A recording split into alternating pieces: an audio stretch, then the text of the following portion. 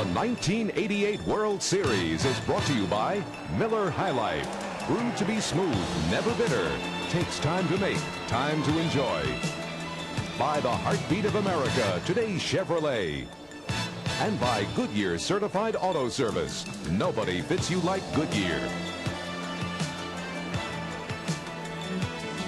Hi once again, everybody. I'm Vin Scully along with Joe Garagiola. All the fuss and feather, the pomp and circumstance prior to game one is out of the way, and now they give the ball to the starting pitcher. In this case, each starting pitcher trying to get his former teammates out.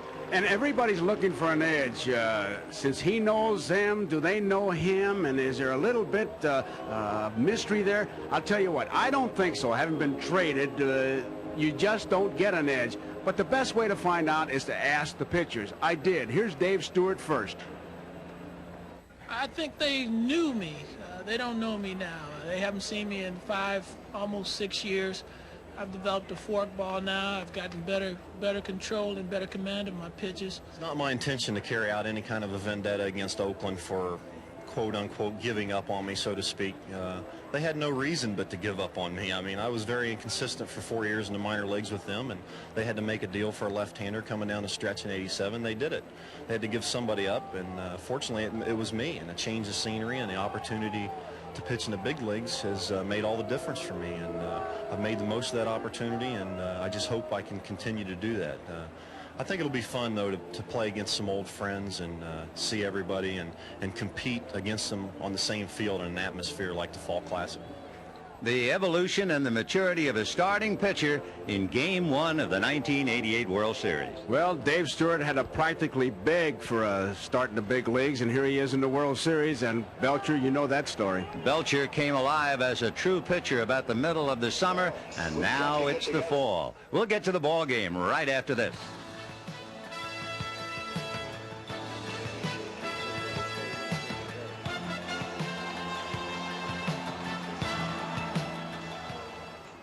Ladies and gentlemen, the First Lady of the United States, Mrs. Nancy Reagan, and the Commissioner of Baseball, Mr. Peter Ueberroth. Ms. Reagan, we're so pleased that you've come to throw out the first pitch. It's your fight against drugs. It's helping kids throughout America, and we'd like you to take this time to give your message to the kids in America. Thank you, Peter. I'm delighted to be here to help Major League Baseball salute the Just Say No program. I know it seems like such a simple message, just say no, but it's an important one. All over the country, young people are learning to say no to drugs. The members of the Just Say No clubs who are here today, and the many other young people like them in clubs all across America, are really the hope and the promise of the future. They've made a commitment to live drug-free lives so they'll never have to go through the pains of withdrawal or the devastation which drugs cause. These youngsters are fortunate because they can grow and learn and become anything they want to be. So to all of you watching, I ask you to please help us get the message out to our children. If they're offered drugs, tell them to just say no. I'd like to thank Peter Ueberroth and the Major League Baseball for their efforts in the fight against drug abuse and for taking time to recognize the Just Say No program. I'm very grateful for the opportunity to reach such a large audience.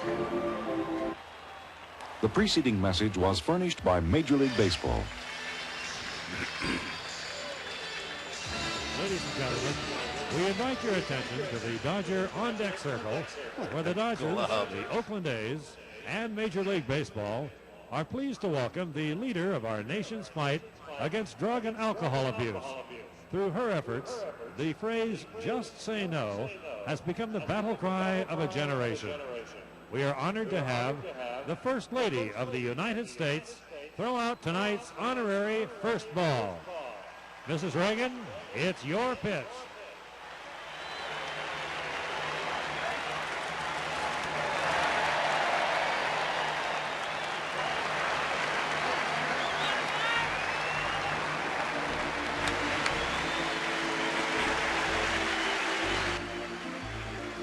Well, a beautiful way to start the ball game tonight. A word to the wise to the youngsters across the country. And didn't you love the touch that Mrs. Reagan was wearing a glove? She was wearing a glove like she was going to protect herself from a line drive. A simple message, but a powerful one. And those youngsters, there's the future. Say no, just say no. And now we're about ready, and the Dodgers take the field to start Game 1 of the 1988 World Series.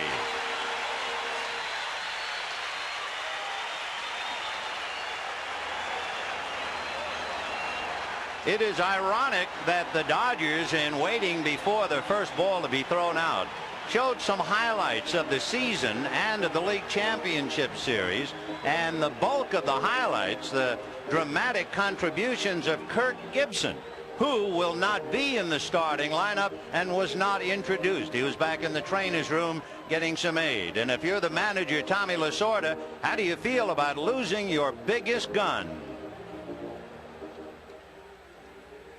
And in my opinion, not to take anything away from Darryl Strawberry or Van Slyke or McReynolds, because if you're going to look at numbers, those guys have some good numbers. But you got to look at what a man does for his ball club. What would that club have done without him?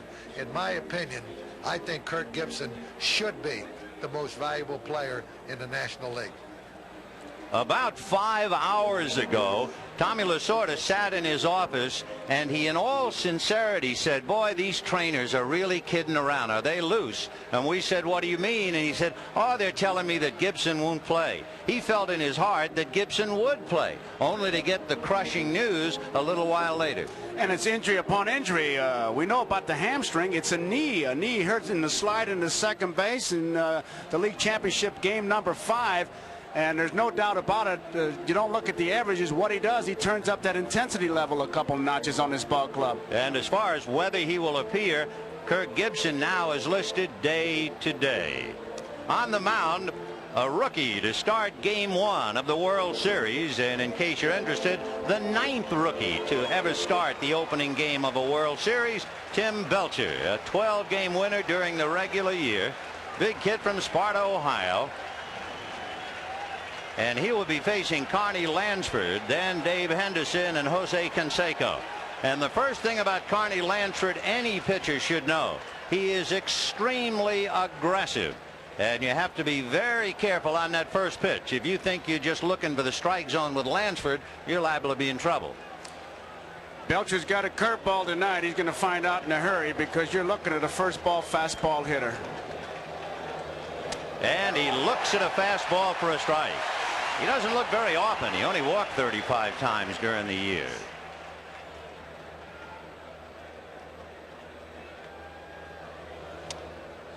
Working in under the hands, 1-1.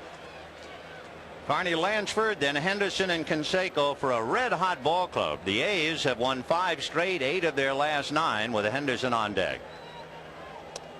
All fastballs, 2-1. Belcher, like almost everyone, possesses a split finger.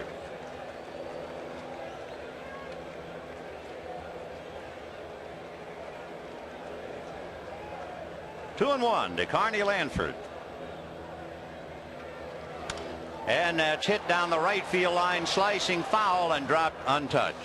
It's interesting that the Oakland A's do something that's really a throwback to the old days. They have a hitters meeting.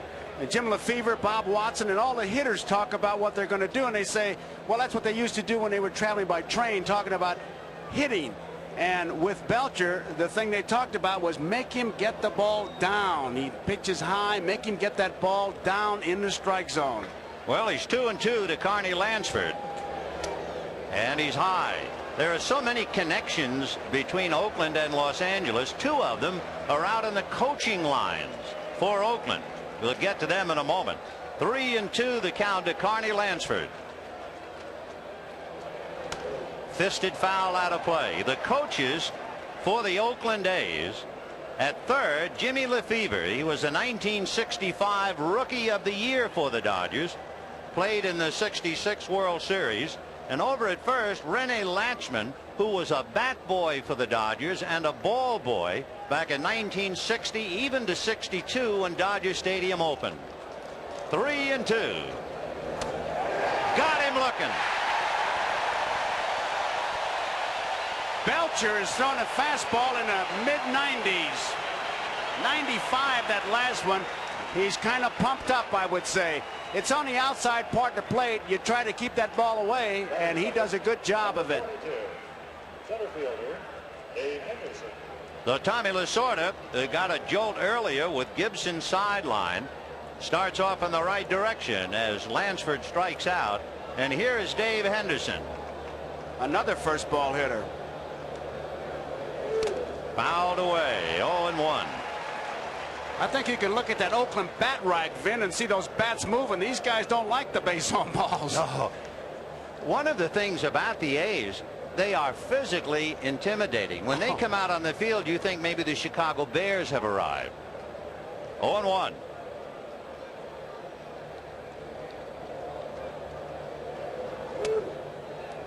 You just saw a shot of La Russa. He is still wearing, as we look at Canseco, La Russa is still wearing the same hat that he started this season with. He wants to put 108 victories on a hat and put it on his mantelpiece. Big chopper up the middle, and that'll be the base hit into center. So Dave Henderson collects the first hit of the day. And now the big man. All eyes on Jose Canseco. Canseco is a better low ball hitter. And you talk about strength. He hit one completely out of this ballpark yesterday in batting practice over the left field fence. They projected 560 feet on that ball. He is very much of a low ball hitter, and you see his home runs. He hit 16 of them with 2 strikes. The plan, of course, ideally would be to jam him, but you can't do anything consistently against a good hitter. And he came in on the hand. That's where they'd like to go, but they can't live in there throughout, or he'll hurt you. He'll adjust to that, and you look at him and his swing, the bat speed is just unbelievable. He's got explosive strength is what he calls it, and Dave Parker really has an expression for it. 0-1. In on the hands again. That's where they're going to live, and it might have gotten that hand. Let's see, he's going to be awarded first base. They were going to pitch him tight, and here comes Lasorda now. He wants to argue it. This is the toughest call for an umpire. Hit the bat first or the hand. It's always one of those things you call right now, and that's it. What Tommy said is the ball hit the bat. That's why the ball went all the way back to the screen. See how he's gesturing to the screen. But I'm sure I've heard this argument a million times. Harvey saying it did hit the bat, but it hit his hand first, and how are you going to prove that?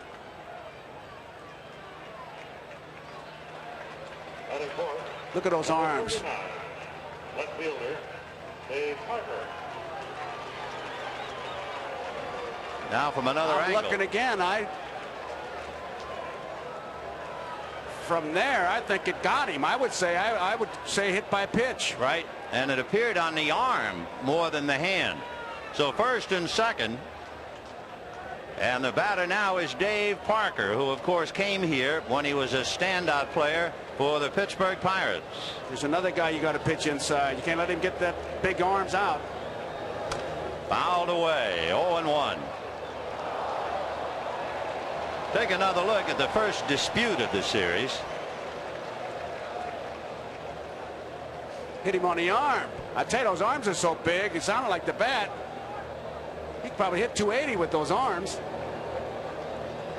No balls and 1 strike.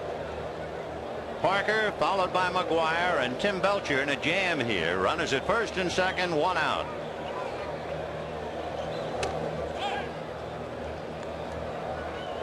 One thing, when Parker was in the National League, you never threw any off-speed pitches to him. Ideally, you just try to jam him constantly. And as he's gotten a little older, he's 37 years old, I think they feel he doesn't turn on the fastball quite as quickly as he did in the past. He'll chase the curveball down too, Vin, but if you're going to throw that fastball, you better get it in. 1 ball and 1 strike. And that's going to be hit down the line, foul and out of play, and the count 1-2. That was the perfect pitch right there on Parker. Pound him up and in. He can be jammed with even an average fastball. He likes that low fastball, and don't throw him the slow stuff. And his arm is no longer a threat. Pretty well says it all. Throughout his career, he has always been more dangerous a hitter with runners on base. 1 ball, 2 strikes. Away, 2-2. It is a bright, shiny, early evening or late afternoon, as you wish. The lights are on, but we have sunshine splashed on the hillsides and on the scoreboard, and blue skies overhead. He hasn't thrown any curveballs yet. Fastball fouled away. I think part of the reason is the time of day. This is a good time to go with your hard stuff. It is, but you're going to have to establish that you have a curveball, and any curveball will make your fastball much more effective. But the times on this are just incredible. 93, 90, 93, 93, 94. He's basically fastball, split finger, and slider. He's been working on a curveball all year, but you haven't seen it yet. 2-2. And that's hit in the air to Shelby. And the runners will hold. That's another thing to keep in mind, particularly here at Dodger Stadium. This is probably the toughest ballpark, certainly in the National League. If you're playing the outfield, if our center field camera took a shot in, it's like looking into a wedding cake. You don't just have an upper deck and a lower deck here. Among other things, you have dugout seats behind home, and you can see the multi-tiered, and then the bright sky, and then the light towers. Fouled away by Mark McGwire, who went to school down here at USC and even played at Dodger Stadium as a member of the U.S. Olympic team in 1984. McGwire's a dead low ball hitter. He's more upright, and he's had to adjust because he got a lot of those let's get the first fastball over pitch last year hit it for home runs. And he hits one foul and out of play. And Mark now in a hole, 0-2. Interestingly, he changed a bit. Last year he hit 21 home runs at home. This year, of the 32 home runs that he hit 12 at home. He's got 7 3-run homers and 1 grand slam this year. Boy, it is gum-chewing time in the first inning. Henderson and Canseco aboard. 2 out. Kind of a showcase pitch in the count, 1-2. Joined us a little late.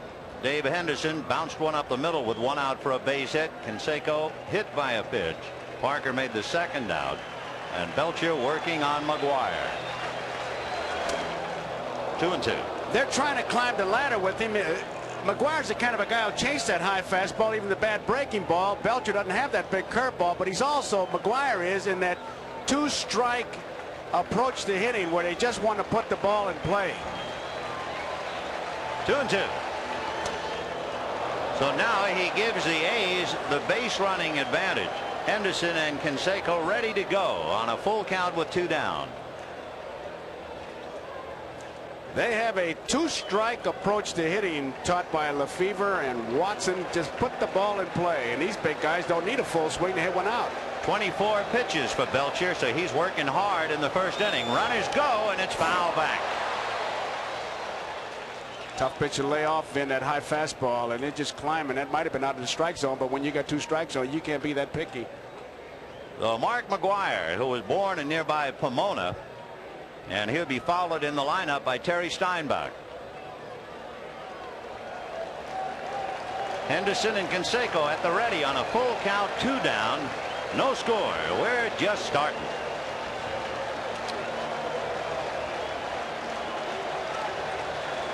Runners go, and it is ball 4 to load him up.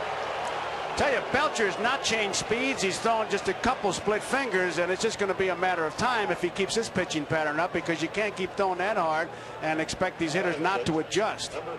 There really has not been much of a change of pattern at all. 1 curve, 1 change in that curve. I say it could have been a split finger. The rest are just fastball. He's rearing back and pumping. He has a great fastball, but it's like driving 80 miles an hour. After a while, it looks like you're going 30. You get used to it. Well, here's another high fastball hitter, and it would be Terry Steinbach. You'd like to get him out with a breaking ball, but we haven't seen one from Belcher. And there's a little splitter, and he missed with it, ball 1. And right now, Steinbach's got to be saying, here comes the fastball. I'm going to be ready and maybe start a little bit early with that bat. Steinbach hitting a home run off Dwight Gooden in the All-Star game. And Belcher is struggling now. 2 balls and no strikes. No one throwing in the Dodger bullpen, but Belcher throwing mostly fastballs, and he's in trouble. 2-0 the count to Terry Steinbach.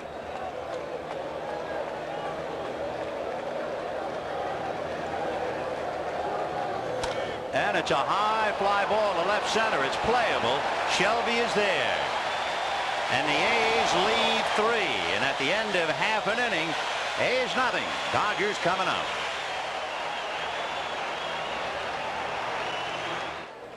The Oakland A's come up empty in the top of the first inning, stranding 3, and now their 21-game winner, Dave Stewart, who toiled here for the Dodgers, but as he said earlier, I'm a different pitcher. I throw a fork ball now, and he'll pitch to Steve Sax, Franklin Stubbs, and then Mickey Hatcher, a Dodger lineup without Kirk Gibson. That forkball is really a pitch with 2 names. If he throws it hard, it's a split finger fastball, and if he takes a little bit off, use it for a changeup, then it's a forkball. And it hit Sax on the helmet, and immediately a hit batter. We're watching Doug Harvey slowly walk out to the mound. He's telling them now, that's enough of this, because Canseco got hit with the pitch. I'm not going to go, and it's the first pitch of the ball game. That's as early as I've ever seen a warning. That's what he's doing. Doug Harvey warned him. Canseco got hit, and the first pitch, Sax gets it. And Sax is usually pretty good at getting out of the way of it. He's only been hit once during the year, but he got hammered there. Got him right on the left arm, it looks like. He knows it's coming at him. That's it's very difficult to get out of the way right there. Here's Canseco, who was hit with a pitch, and this is talk about a feud. Forget Baylor and Howell. This is a start right here. Franklin Stubbs, who would certainly not be playing, but is, and Sax will no doubt try to answer Stewart by stealing a base. Saxy during the regular year stole 42.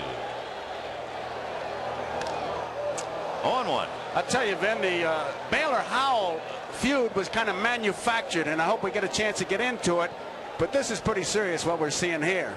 This is a message sent by the A's to the Dodgers after Canseco got hit, and now you see some emotion at first base. Sax wants to run. No balls and 1 strike to count. And Stubbs, a shot foul ball. In fact, had it been fair, McGuire might have gotten his glove on it. It was that close. It might have gone through that glove, too, as hard as that ball was hit. He really got around on that pitch, and Durwood Merrill, watch the effort by McGuire, who's guarding the line. He almost gets that one and almost gets the umpire, so that's how hard that ball was hit. And look at Merrill. Franklin Stubbs, basically a low ball hitter, and he really had one to jump on. No balls and 2 strikes.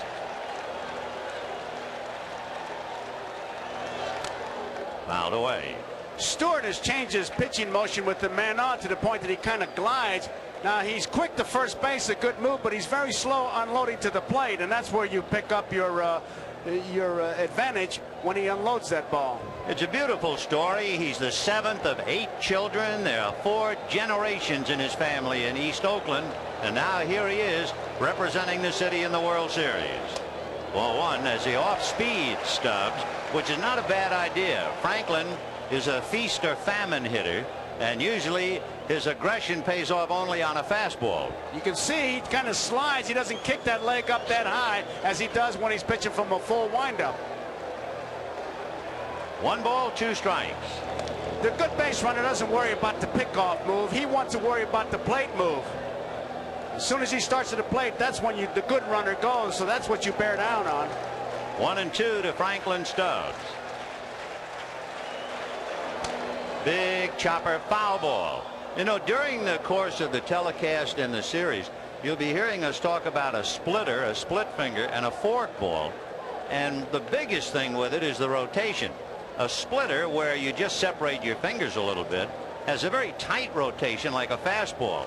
The forkball, where you really separate your fingers, kind of tumbles erratically to the plate, and that's what Stewart has, the forkball rather than a splitter. But he also throws that splitter, Ben, when he wants to get that ball to break down. 1-2. Sachs bluffs, and it's lifted to center. Good pitch by Stewart. He had Stubbs hitting on his front foot because he took a lot off it. That was a 20-game winner's pitch. Just one little point more about the split finger. It's the arm speed that counts. And Roger Craig, now here's where he loses his power, right there. He stops right there. Now he's got to hit with his arms, right there. The lifting of the foot was the trigger mechanism, but he shifted his weight forward and the ball wasn't there, so he had to wait and hit with his arms. And that's what you try to do, get the hitter off stride, and that was a perfect picture for it. Mickey Hatcher, a contact hitter, and the Dodgers could put a play on here. A strike. And they called a balk by the third base umpire, Darrell Cousins of the American League. Now Steinbach's got to go out there and kind of settle him down, because you work so hard to keep the runner at first and pick up an out, and you really give him a gift certificate. By the way, Stewart had to come in here with quite a reputation. He committed 16 balks during the regular year, plus 14 wild pitches. So everybody conscious of his move. You could see he did not stop at all. And there was a third base umpire, Cousins. Once he got in the glove, he just kept it going. Foul back.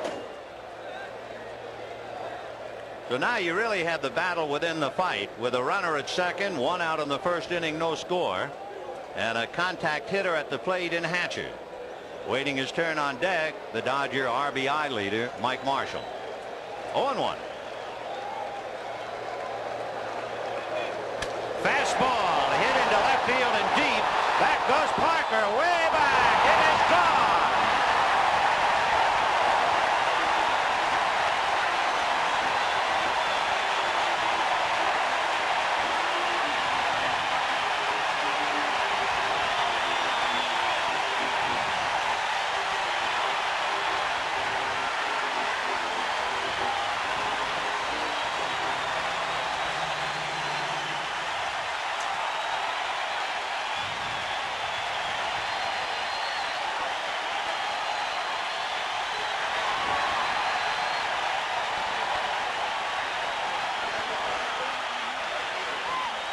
Well, I don't know if the balk unsettled Stewart, but Hatcher hit one home run all year.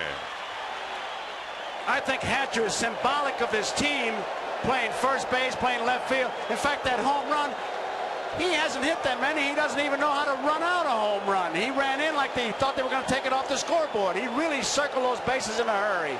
No balls, one strike to Marshall. Good pitch, little splitter, and the bottom dropped out of it. 0-2. He's looking for the fastball, and he really gets into it. And look at him take off. Now, Dave Parker once hit a home run in Pittsburgh, took 26 seconds to go around the bases, and look at Hatcher. He's the only guy in baseball who should wear his cap with the peak at the side, right angles to his head. If ever there was a guy who should be called Skippy, it's Hatcher. I tell you, he's look at him. He is so, he's a Saturday Evening Post cover is what he is, you know. Look at him. 1-2 to Marshall. Fouled away off to the right, out of play.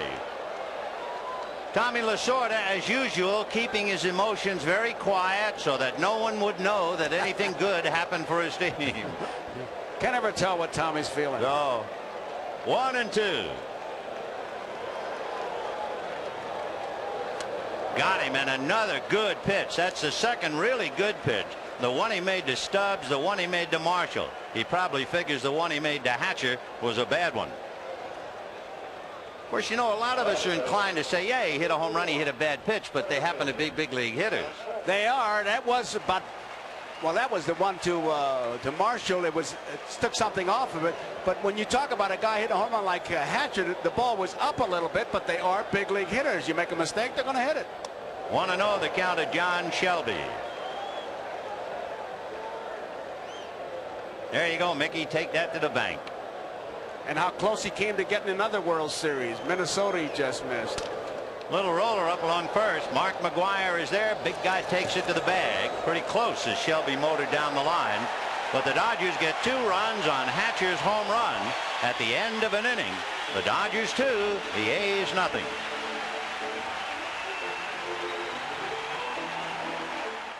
The theme song for the first game of the 1988 World Series. Jose Canseco hit on the right arm by a pitch. Bottom of the first, Steve Sax hit on the high shoulder of the left side by a pitch. Here's Sax. This is an answer is what this is. Now, whether the first pitch to Canseco was a message, it didn't make any difference. He's the big star, and Dodger pitchers answered it. Glenn Hubbard at the plate. And all you have to do is look at Hubbard and his helmet, and you can see the left side of the face protected, to realize how dangerous it is to pitch high and inside, and particularly at this hour of the day. 1-1. That's in there. Tony La Russa, whose ball club dismantled the American League as early as April. Lasorda's club took over the end of May. Fouled away. 1-2. When Belcher was taking his warm-up pitches between innings, Rick Dempsey was out there warming him up, and it wasn't just by accident, because he's kind of like his godfather, and he was pointing to his shoulder, his left shoulder, as if to say, you're opening up too soon. And he was really making him bear down while he was warming up between innings. And that's probably hammered into left field for a base hit. By the way, in talking about Hubbard, you do have to salute his courage. He suffered multiple fractures around the left eye when he was hit in the face by a pitch during spring training. That's why he wears that protective gear. And you can imagine, after seeing Canseco and Sax hit, the thoughts that went through Hubbard's mind, but he's a tough guy and promptly hangs in and singles to left. It's a 2-0 ball game, but you got a fella in that batter's box now can handle a bat, a contact hitter. They shorten up on him. La Russa, if he does play hit and run, this is the kind of guy he'll play it with. He likes to bunt from either side of the plate as well as he takes the strike, and he'll either push or drag a bunt, though he has to keep the corners tight on him. Nobody out. You see Scioscia taking a look at that bench. He gets his pitch outs called from the bench. Interesting thing too, now he's a switch hitter. I guess you could say, if you had to generalize, that a left-hand batter likes it low, right-hand hitter likes it high, but he's a switch hitter who likes it high from both sides of the plate. Yeah, that's it. It is an oddity. Left-handed low ball hitter is a rule of thumb, and this guy both ways high. 1-1 on the corner. Mike really helped that call. You could see the way he caught that ball with that glove, just kind of not up or down, just kind of sideways, and moved it in.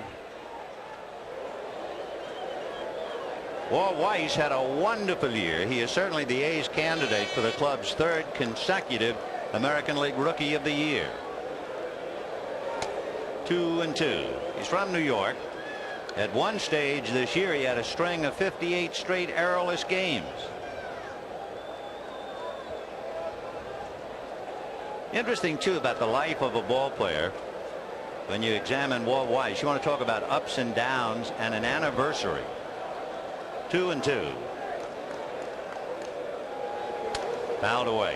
In 1987, Walt Weiss made his debut in a game just before the All-Star game. He went in as a pinch runner, and he was picked off. 1 year later, the game before the All-Star in 1988, he hit a grand slam home run. All of that in one short year. I think when he hit the first home run of his career, that was the ultimate put down. 2 balls, 2 strikes to Walt. Pop foul off to the left and out of play. Just to finish that story, the ultimate put down, because he hit the home run. A woman came up with the ball. She sent it back into the Oakland clubhouse to get it autographed by Mark McGwire. You hit a home run, and look at that. Well, there's a quote of Walt's. A lot of people said we couldn't win this because we had a rookie. I guess they were wrong. You bet they were wrong. What a year he had. Walt Weiss at a Tuxedo, New York, Suffern High School, and the University of North Carolina. It's 2-0 Dodgers, top of the 2nd. Glenn Hubbard, who drove the Dodgers crazy when he was with Atlanta, at first base, 1 for 1 in the series. In there, and the bottom dropped out of that pitch. That's the best pitch that Belcher has made tonight. He's been thrown at 90, 95 mile an hour fastball, and that one was an off-speed pitch. See what it does here. That looked like a splitter. You can see that. That sure was. When you see that thing break like that, that's what it was. You can see it. There you see his hand. That was a perfect shot. More like a fork ball because it wasn't that real hard diving where it really chomps into your bat. The hard one you see is if Tim Leary is pitching.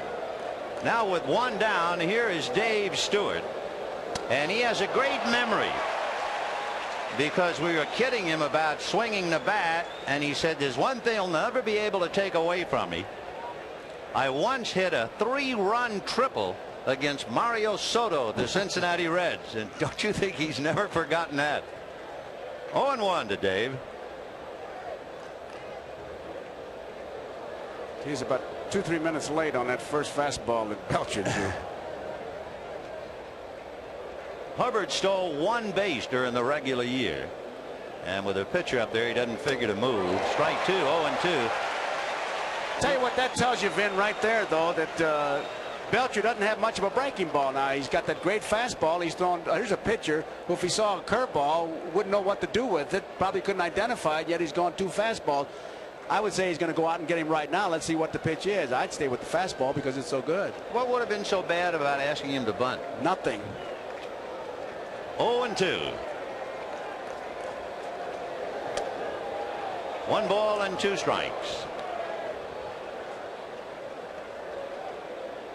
Those who knew him then and know him now say that the biggest difference with Dave Stewart is confidence. Maybe one reason because he's home. 2-2 the count. See, that to me is bad pitching. You got 2 strikes. Why are you nibbling? Go right out. Step on his Adam's apple. Get him out there and get the troops in and score some more runs. And especially an American League pitcher who doesn't bat. That's right. He hasn't, I mean, counting high school, he's probably had maybe 15 bats. 2-2. Why work on him? Right down the middle with something on it. And he got a piece of it. We have a scouting report we're going to be showing you, and what we've done, we've asked one big league manager, and obviously have to remain nameless. We've talked to scouts, and we will compile this. And I tell you, it's pretty good. It is very good, in fact. A little self-serving, but the manager who gave it to us gave us so much detail. It would be, we'd need like a cereal to get it all in. 2 balls and 2 strikes to Dave Stewart. Now he goes 3-2. Now remember, Belcher made 28 pitches in the first inning. Lasorda, muttering to himself, saw him hit a batter, walk 1, give up a base hit. You don't know what that does to your club when you got the pitcher up there you think it hit, and they go to 3-2. It really lowers everything. You know the height of confidence? What? With 1 out and Stewart hitting, turn Hubbard loose. That would really be saying something. Well, the shock value would be worth something. 3-2 to Dave. And he walked him. That's bad pitching. Well, you're not going to be around too long pitching the way Tim Belcher is pitching. And Ron Perranoski has gone out there. One of the things, and I don't say that's what Belcher's doing now, but one of his problems during the year, he fails to turn his upper torso. When Joe was talking before about his left shoulder, and maybe it was he was opening up, or maybe he's not turning far enough, and that could be a contributing factor to his problem. That's what, guess. That's what Dempsey was trying to get him to turn that shoulder. Once you do, your whole body, if you turn it far enough. Now he knows it's bad pitching. Look at the expression on his face. He doesn't coil enough. I'm sure if Perranoski used 2 words, he would say coil and turn, coil and turn. You know, it wouldn't be a bad play right now because he will do it occasionally. But you know that Belcher is angry at himself, and you have a hit-and-run man who also bunts fairly well at the plate in Carney Lansford. It's 2-0 Dodgers, 2nd inning. Ball 1. He's a first pitch fastball hitter. They got to try to crowd him. He can hit with some high pitch with some power. And I tell you, you don't give that good curveball in the strike zone, he'll hit that. But Belcher does not have that good a breaking ball. Fastball, and he was late getting around on it. 1-1. The reason I think that ball was in the spot they want to work on Lansford, they got the ball down on Carney. But I tell you, when you go around the second time and you see nothing but fastballs, you can crank up that bat a notch too. First 9 batters, he made 47 pitches. Belcher did. 1 ball and 1 strike. 2 on, 1 out, and that's behind him. What a tough spot. And thank goodness that Lansford did not instinctively back away, or he would have backed into it. That's just complete wildness. There was nothing there. He overthrew that ball, and that is really dangerous because instinctively you back up, and that's how you get beaten. He just was thrown so hard he didn't know what to do. And Scioscia makes a good play in keeping that ball from getting by him. You know, one thing we really should remember is that's a rookie pitching in the first game of the World Series. He just overthrew that ball, and you could see, I mean, that was complete fear on Carney Lansford's face, and I don't blame him. 2-1. And he throws a breaking ball, a slider away, and now he's really in trouble, and the telephone is ringing in the Dodger bullpen. He has to vent because he's got nothing going but a fastball, and of course it's a 90-mile-an-hour fastball as we look at Larry, but here's a fastball pitcher against a fastball hitter, and you know he's got the hit sign. 3-1 to count. Fastball.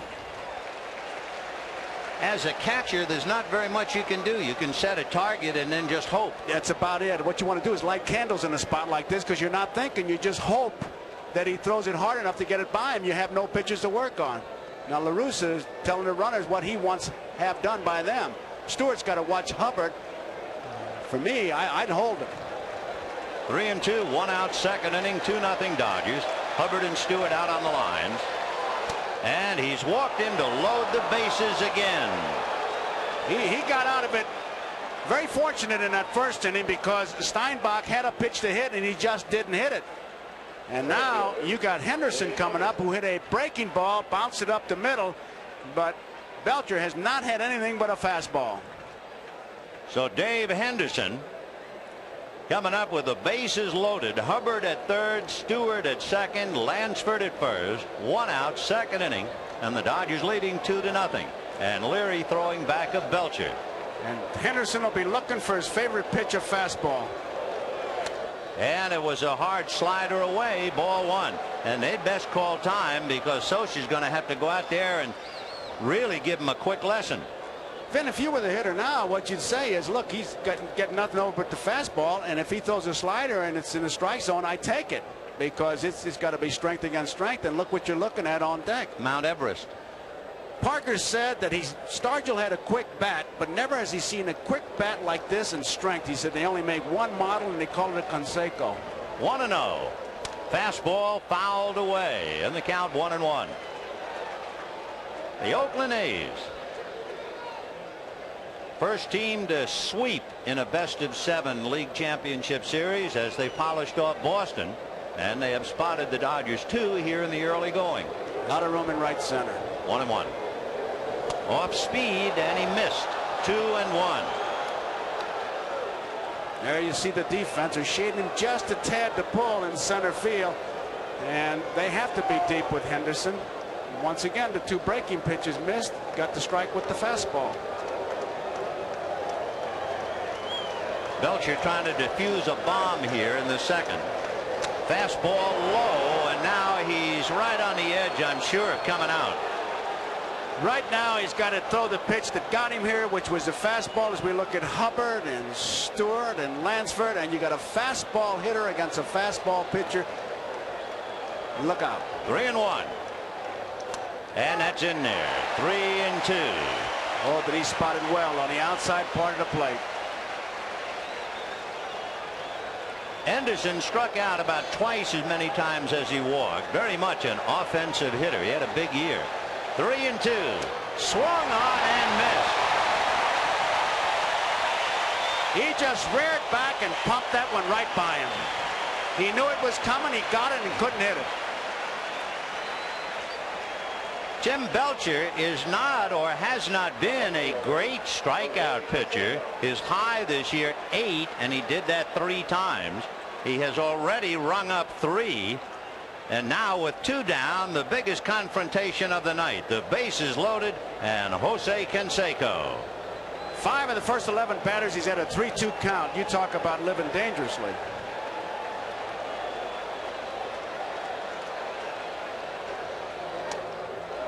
1 ball and no strikes. Hubbard at third, Stewart at second, Lansford at first. Canseco hit by a pitch in the first inning. This is a ball club. The Oakland A's scored over 800 runs this year. And there's a drive to center. Back goes Shelby to the wall. It is gone. Grand slam home run for Jose Canseco. And look where he hit it. Over the center field fence, a line drive. It didn't get up, it didn't get down, it just got out.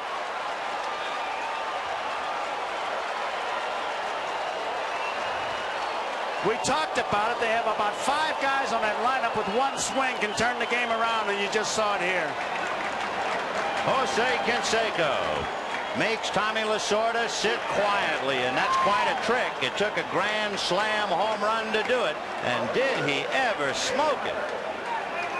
The forearm bash, and it is 4-2 Oakland here in the second inning, and this big crowd suddenly stunned as Dave Parker checks in. Ball 1. Belcher, by the way, is due to bat 4th in the second inning if he can get that far. You could see Canseco pointing that it was a line drive. I've never seen a ball. I mean, it didn't get up or down. Then it just went straight out. 2 iron. That's Bobby Welch coming over. 2-0 the count. That's on the hands, fisted foul off third, and it'll go out of play.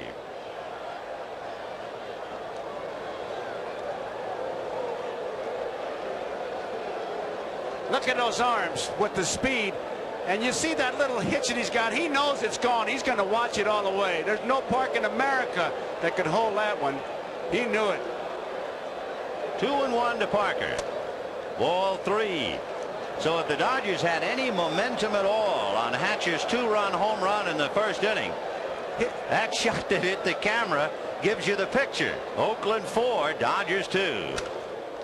High twisting foul off third down the line. Hamilton trying to get under it, but it's back into the seats. When you look at Canseco's swing and you see that hitch, that loop that he's got, you really have to be strong. You have to be quick. And he is something, isn't he? 3-2. And it is ball 4, and Belcher's troubles continue. Tommy would like to make a pinch hitting move and hope he gets him out of this inning, but I don't know if he can stay much longer.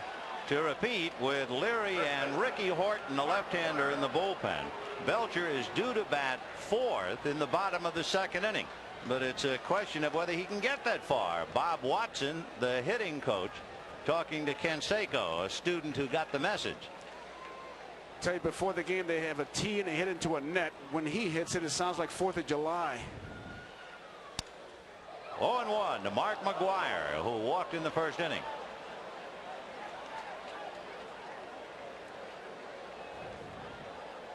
Four runs, 3 hits for Oakland, 2 runs, 1 hit for the Dodgers, and we're just starting. It's been quite a series already when you think about it. You know, you had the Baylor and the Howell. You have Gibson unable to play. Then you have 2 hit batters and Doug Harvey warning both managers. Then you have a home run by Hatcher and a grand slam home run by Canseco, and the chairs aren't warm. 0-2. Started to go after it, just did hold back. 1-2. A check with Durwood Merrill of the American League at first. No swing.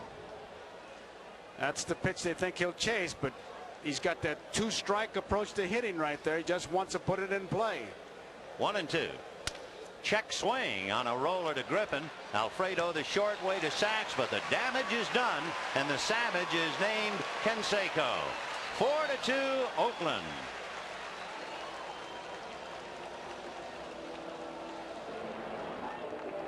Here's that swing again. Now watch that bat kind of loop. Now he's busy with the bat moving it, and when he starts that swing, you really have to be strong to drop your arms and then bring them back up and hit them. If you hit like him, it's a trigger mechanism. If you hit 220, it's a hitch. And here's Mike Scioscia. Strike. Scioscia, Hamilton, and Griffin. You know, a word too about Jose Canseco. He was born in Havana, but he came to the United States when he was 9 months old. A lot of people think of him basically as Cuban. His dad was an English professor in Cuba, and his mom wanted him to be bilingual, and as he said, we'd start to answer a question and answer it half in English and half in Spanish. 1 and 2. I know that feeling. Not Spanish. Italiano. Oh, man. Socia, contact hitter with 2 strikes, and pops it up on the left side. Walt Weiss,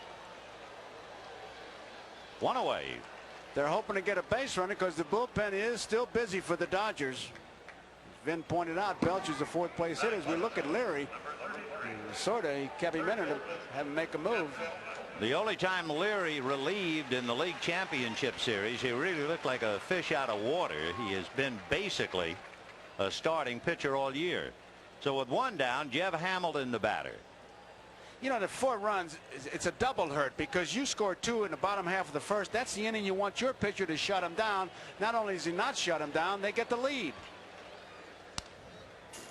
Hamilton, with all of his numbers, the one thing you would least expect to have happen is for him to walk. He is up there swinging as he comes out of the dugout. I'm almost surprised he didn't get a take sign because Stewart is known for wildness, especially in the early innings. You're trailing by 2. He knows Lasorda wants to get a pinch hitter up there. Chasing the first ball, not good hitting. Or the second one. Well, he just will not take. Well, I mean, unless you put cuffs on him. I was going to say, there are ways of making him take. 0-2 to Jeff Hamilton. And, of course, that's a Dominican Republic approach because the Dominicans say, hey, you don't walk off this island. And on deck is Alfredo Griffin. 0-2. So he's up there hacking. There's Alfredo, the former member of the Oakland A's. It's amazing when you look at, you say former member, the trades, how they all worked out for both ball clubs. I mean, Weiss was really the trigger for all of those trades. That's great, too, when you analyze these 2 teams in the World Series and you realize 2 men really did it. And they're not on the field. Ground ball to Weiss. He'll crank it up, take care of Jeff. 2 down. Remember last year, the Oakland A's were a break-even ball club. They won 81 games. And now here they are.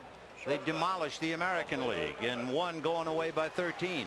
The Dodgers for the last 2 years had lost 89 games, and they wind up winning 94 and getting into the World Series. And the 2 men, Sandy Alderson and Fred Claire, they're the guys who put these 2 teams together. And certainly deserve a tremendous amount of credit. Alfredo, and maybe it's because he's in a new league as you look at Danny Heap on deck. Alfredo has had a miserable year, his first year in the National League. They're trying to take the bunt away from him at third base. Lansford is all the way in. You know, speaking of Sandy Alderson, Vin, he brought a new expression to baseball, which for me gets my vote as we look at Lansford. He doesn't call cleaning house or making a lot of trades. Reallocation of resources. Wouldn't that be nice? Well, you see what happens when we go to Harvard Law School? Yeah, but Vin, if I'm in a trade, I'm the player to be named later, but I go home and tell my wife, no. I was a resource that was reallocated. It sounds nice. 2 balls and 1 strike. That missed. Ball 3, 3-1. Some players can come over from one league to the other. Gibson's an example, have a big year.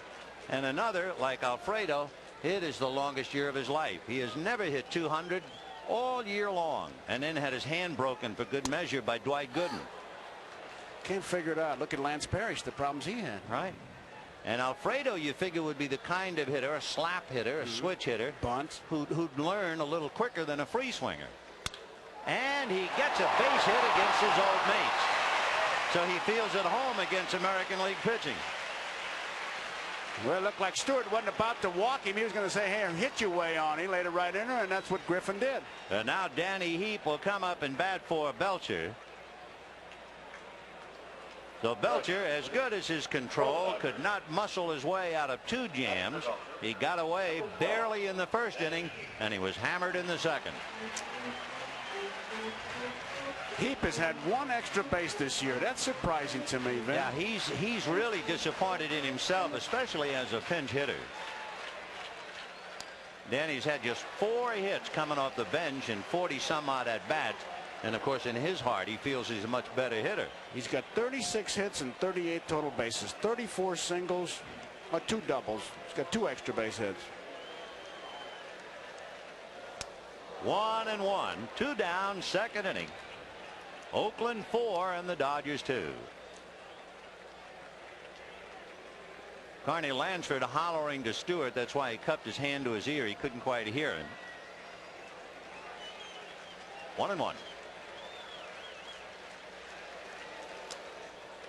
2 balls and 1 strike. And of course, La Russa, sitting on top of a 4-2 lead, knows that even though Stu has won 21, he has his periods of wildness like everyone. Lasorda's already experienced it. The first game that Tony La Russa managed for the Oakland A's, Dave Stewart beat Roger Clemens 1-0. There's a ground ball to short. Weiss will have to go to first base for the out with a left-hand hitter up. Hubbard was playing Heap in the hole. And at the end of 2, 4-2 Oakland. We'll be back after these messages from your local station.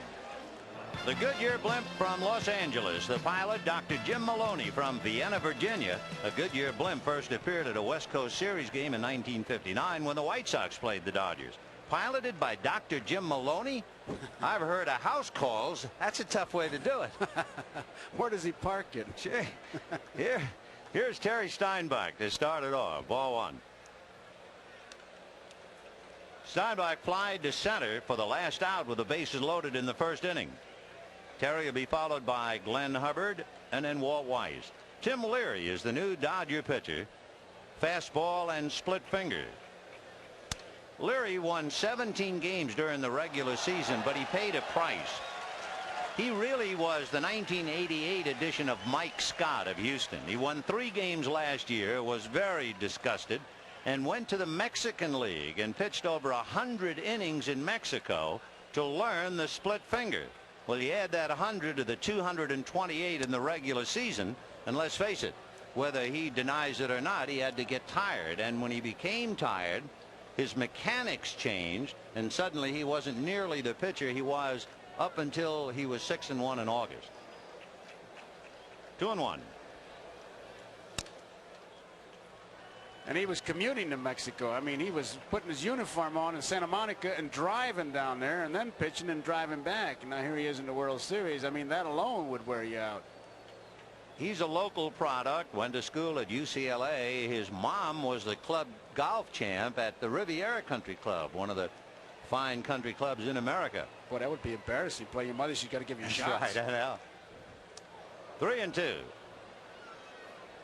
If I said 100 games, 100 innings in Mexico added to the 200 and something he pitched. So you get the idea. He was weary. 3-2 the count to Terry Steinbach. Hit a fastball off the glove of Hamilton, deflected to Griffin, no play. And boy, I tell you, if you were a scout, write it down. Did he have a turn on an inside fastball? Well, he missed with that pitch. What Leary wanted to do, I'm sure, get it in. We'll see the ball. He really drills it. And you can see Hamilton try to backhand it off his glove. But if you're going to, he tried to sidearm him, and that ball runs inside, but didn't run inside enough. He missed on the wrong side. You can see Hamilton giving like a bullfighter, and I don't blame him. Boy, that's a reaction position, and he had to react to keep him getting hurt. So Terry Steinbach turned a fastball inside out, and here's Glenn Hubbard. Oakland 4, Dodgers 2, top of the 3rd inning.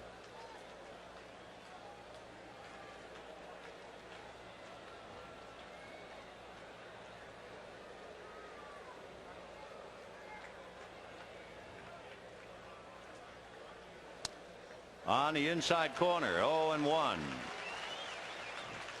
Now, you would think that Hubbard had hit and run a lot, but they don't hit and run that much. Now, you may be trying something. Sometimes when a guy's not swinging the bat a lot, a manager will start a play to get him to swing the bat, but Hubbard got a base hit his last time up. You would think he would be rusty. Remember, he missed the playoffs with Boston because of a hamstring pull. But he singled first at bat and hits one to the hole. He's 2 for 2. Steinbach to second. They'll hold him there. And so Leary, who did not pitch well in relief the one time the Dodgers used him against the Mets, is immediately in trouble here. And you got a guy up there who can bunt, certainly sacrifice, and can push or drag, probably one of the best in the major leagues. So the Dodgers are in trouble. 2 on and nobody out. And Walt Weiss, the batter, followed by Stewart. And Tony La Russa leading 4-2. Dodgers not looking for bunts. Socha kind of warning them a little bit. but Stubbs is back. If he drags that ball, he's got himself a base hit. I'd shorten up a little bit, at least at first and third. Stubbs remains behind Hubbard. Hamilton about even with the bag at third. The outfield, a big gap in right center. Very shallow. He doesn't have much power. Hits the opposite field. Rolls one up along first, foul. Knocked down by Rene Lachemann, and the count 0-1.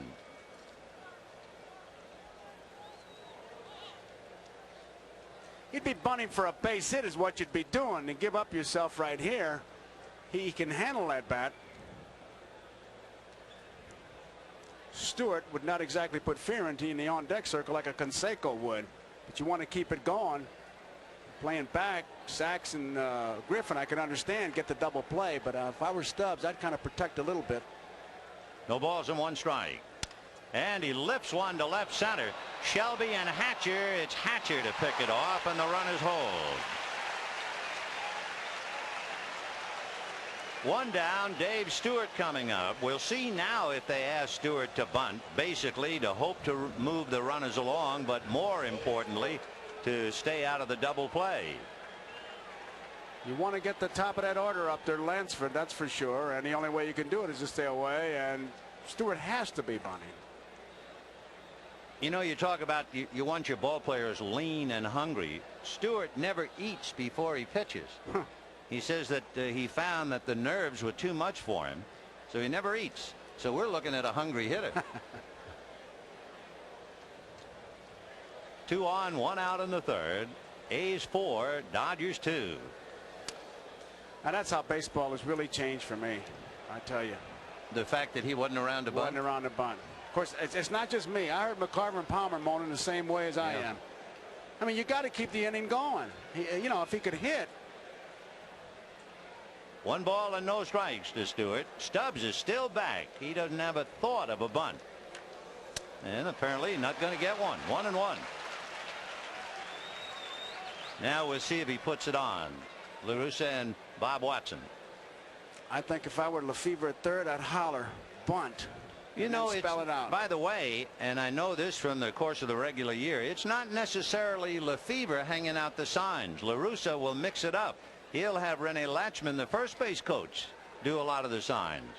There's the bunt attempt, and it's going to go foul in the count 1-2. Well, that's all changed. It used to be that a right-hand hitter would take his signs from the first base coach, and a left-hand hitter would just take it from third base. But La Russa, and then you don't know what's happening on the bench. I mean, I've been on ball clubs where 2 guys down, like Dave McCabe might be given the sign, or the trainer might be given the sign, or somebody will grab a handful of dirt sitting out there like he's just watching the game giving the signs, because everybody's trained on that bench.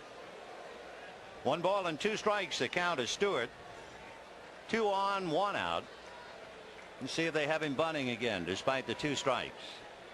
Nope. And he's gone anyway. Yeah, but that's strange. That's one of those plays where by striking out he kept the inning alive. If it's a ground ball, it's a double play. It was a good pitch on the outside corner. Now watch Stewart. He's bearing down like he thinks he can get a base hit, and he's really concentrating. Look at those eyes. He's going to hit it. He can't believe it. And all eyes watched him strike out. Oh, you got the ball catcher? I can't believe it. Isn't that a great shot? 2 on and 2 out, and now a different story. Carney Lansford struck out in the first inning and walked in the second. First ball hitter, but takes a splitter away. Ball 1, 1-0. Steinbach at second, Hubbard at first, 2 away. 4-2 Oakland. We're in the top of the third inning. Boy, I tell you, Dodgers must think they're playing with 2 infields. They've had runners all over the place. And little late, he's jammed, hits it foul, and that should go out of play, and does. And the count 1 ball and 1 strike. We have a moment to point it out for historians. Carney Lansford is the 4th player in history in both the Major League World Series to play and the Little League World Series. Yeah, got beat by Taiwan. That's right. But in the Little League, who hasn't been beaten by Taiwan? It was the first time, his club, first time Taiwan had ever won in the Little League. 1 ball, 1 strike. Fastball chopped to the left of Griffin. Alfredo on the bag to end the inning. No runs, 2 hits and 2 left at the end of 2 1/2. A's 4, Dodgers 2.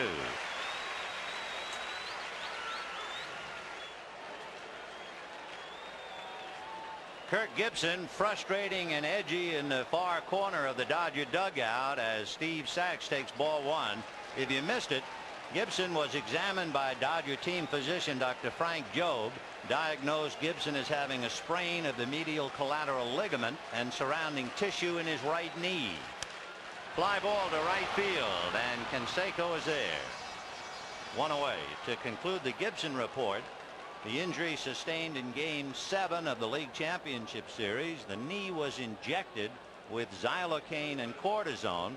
He'll be re-examined tomorrow, and his condition is day to day.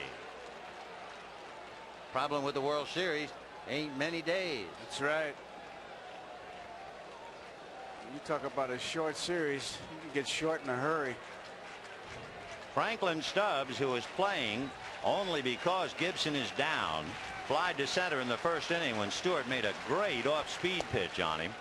0-1 the count. There's that fork ball. You see it really go down off speed, and if he throws that 2 more times to Stubbs, Stubbs is going to be out of there. No balls and 1 strike. Went after a sinking fastball and a count 0-2. Stewart is the basic hard thrower. If the fastball is up, it has a tendency to be straight. But if he can get that fastball down, it does just what it did to Stubbs. That was a great pitch. 0-2. That's that high fastball, kind of a showcase. 1 ball and 2 strikes. Mickey Hatcher, who hit the 2-run home run in the first inning, is on deck. Still 1-2. Tony La Russa trying to get the Oakland A's off on the right foot. Say he has not gotten the credit he deserves, much like Lasorda. 1-2. And Stubbs hits one down the left field line. Parker coming over near the line to backhand it for the out. And boy, that ball really carried. And he was overplaying Stubbs to pull. And Parker, it's a little job for him to get over there. I mean, it's almost like an adventure. He has only played 34 games this year in the outfield, so that's a good play for him. And in somebody else's ballpark. Say, he put a little excitement into that catch.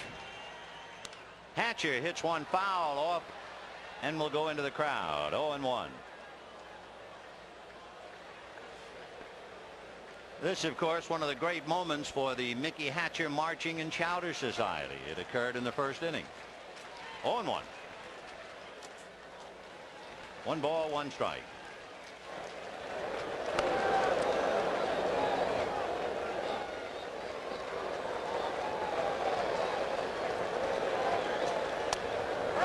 A strike. 1-2. That'll make you bend in the middle. That's as good a breaking pitch as he's thrown.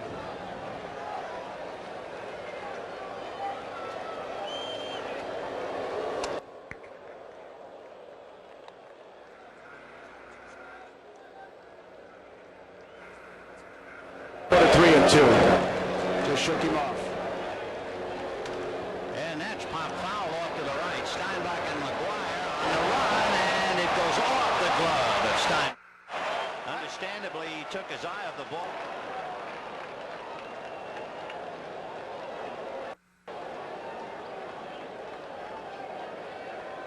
Bit leery of it. Now he'll take a quick peek here. They're coming at it, saw how far he was. I think he could have taken charge and probably made that play. He got too close to that dugout and he said, I'm going in, and look out. Down he goes to protect himself. That's what you do. I don't know how anybody ever runs with shin guards. It's not that bad. Now his shin guards, though, I started to make a mention. The last thing he does is fix it. It's been loose like that the whole inning. I'm surprised nobody told him the left shin guard was loose, and after he got down there, he fixed it. That strap was hanging down.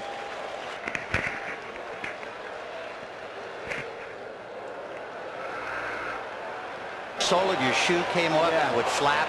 Yeah, a lot of kids use that for a toy. Of course, now those shin guards are so much bigger. Ball 4 to Hatcher. And that, of course, is an ill-advised move for Stewart. It not only brings up the potential tying run, but is the biggest hitter the Dodgers have now in the absence of Kirk Gibson, Mike Marshall, who struck out in the first inning. And this is shades of Gooden when he pitched to Scioscia after Shelby walked. That's bad pitching. Marshall hit 20 during the regular year. Way out in front.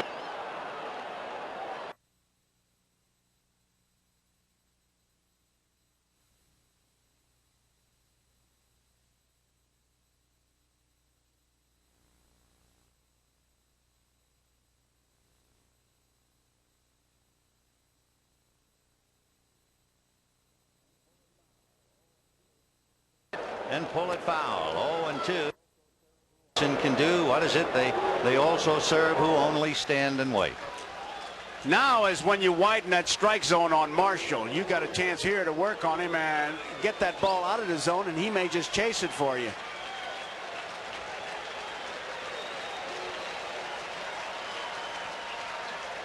Breaking ball, line to third, and Carney Lansford speared it. That's the best pitch he had to hit. He was lucky to get out of that. So the Dodgers leave Hatcher, and at the end of 3, 4-2 Oakland. We go to the 4th inning. Dave Henderson, Jose Canseco, and Dave Parker. 4-2 Oakland, and one slice down the right field line in the corner, bouncing and touched by a fan for the ground rule double. So Henderson is 2 for 3. And he has swung at the first pitch every time up. Now you would think, and I'm sure, I mean, we're not geniuses up here, that the Dodgers have a scouting report that says first ball hitter. Why give him a good ball to hit on the first pitch? And Henderson is very much a veteran of World Series play, not quite as much as Don Baylor and Dave Parker, but let's put it this way, with 2 hits tonight, he's had 18 hits, including 3 home runs in his World Series play. And he's bounced around. Like I'm one of those guys, they say can't hold a job. What a comeback player. Right. From 86 and last year, he was with the Giants, but you had to look hard to find him. And now here is the man. Canseco hit by a pitch in the first inning and then killed the ball in the second with the bases loaded. Not to mention what he almost did to our cameraman in center field. And that's about as hard as you can hit a ball. And this is a complete athlete. He can do it all. He can beat you with the bat, speed, glove, arm. 1 ball and no strikes. I think the thing that he's done more than anything, he's become patient. He's still a little over aggressive, but not like he used to be. In fact, Boddicker used to call him Jose No Mistake-o. I mean, now you get 2 strikes, he'll widen it out. He hits a lot of home runs with 2 strikes. 2 balls and no strikes. The count to Jose. Pickoff play to Griffin. Too late. It's a lot of hours of work in spring training for that play to work as closely as that. Just did get back to look at Griffin.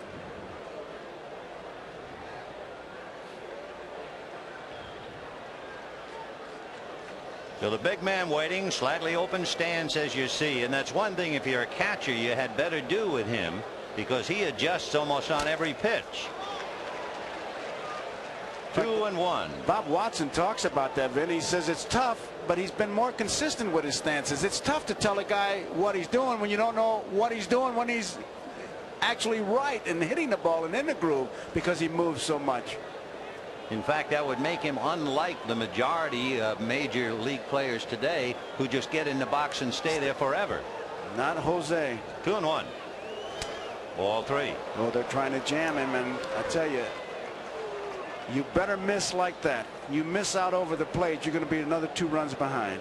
We were talking earlier about how ideally you say, okay, keep the ball inside on Canseco. Don't let him extend his arms. Jam him, jam him, jam him. But if you think you can just keep jamming him, then you're in trouble.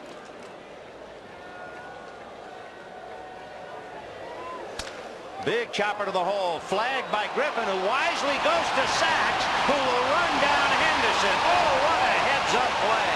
And he looked like he was going to go to third base, and Henderson with bad base running, he's got to let that ball get through that infield.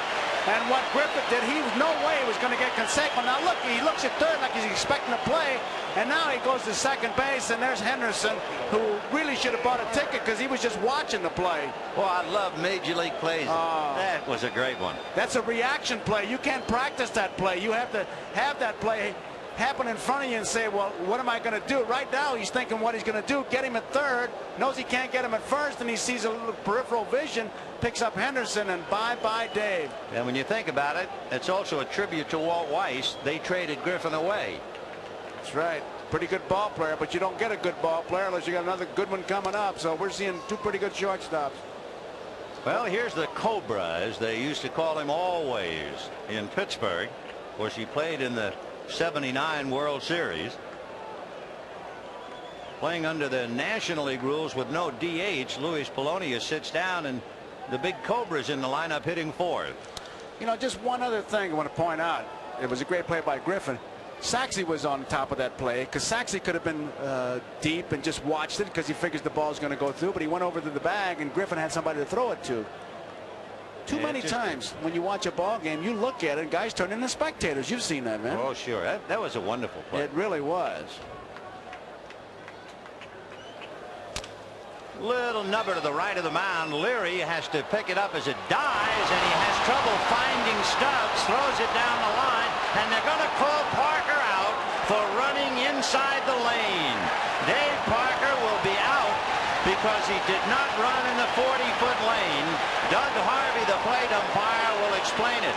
I said that Leary was having trouble finding Stubbs, and the reason was Big Parker was running inside the lane, and he is out. La Russa is going to go to his legal background to try to get a logical explanation, but Harvey's not having or hearing any of it. A lot of people who are not aware of the rules wonder what that lane is for, just for this reason. Look at Parker digging now. Watch where his feet are. Oh, he's way inside. Way inside. In fact, there's no way. Yeah, that's a good call. And I'll tell you one thing. If you can't find Franklin Stubbs, it's an awfully big runner running inside the line. Yeah, but look at that handball court running down to first. I mean, that's a big man. He's got to run in that line, and I think it's a good call. The only way you could find Stubbs if he was standing on the bag with the glove way out towards the infield. He wasn't doing that, didn't have to. And Leary had a tough play too, because the ball, when it hit the grass, did not come up. Yeah, it went down like a poached egg, and he had to go after it. You can see the walkie-talkie in the hand of Coach Bill Russell. He's talking to the Dodger Eye in the Sky. And those two names bring back the 1974 World Series between the Dodgers and Oakland. So here's McGuire, walked, hit into a force play, 0 for 1. You know, McGuire doesn't get the headlines with Canseco around, but the most home runs the last 2 years, McGuire with 81, Strawberry 78, Canseco 73. Big Mark McGuire.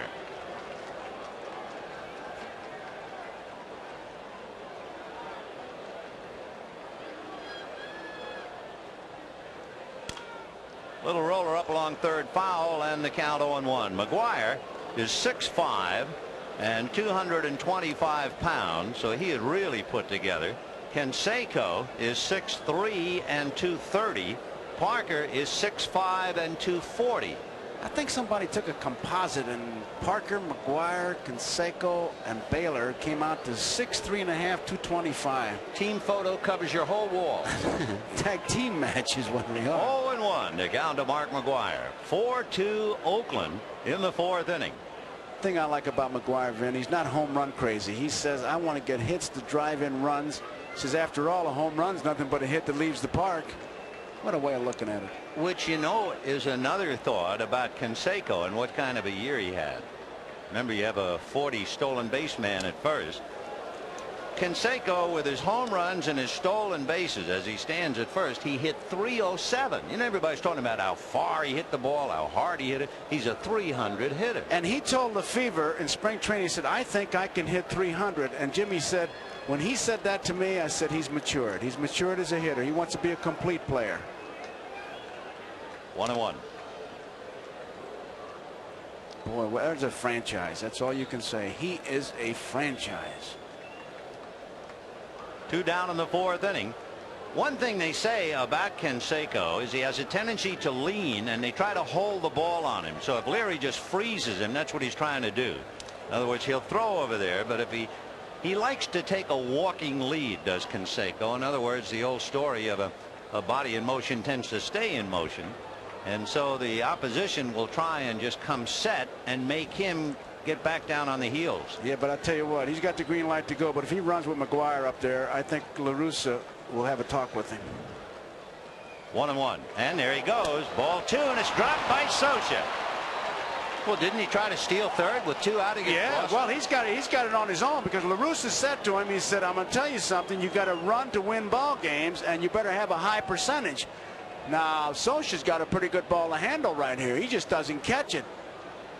He was ready to throw it with the one-hand grab, and he loses it.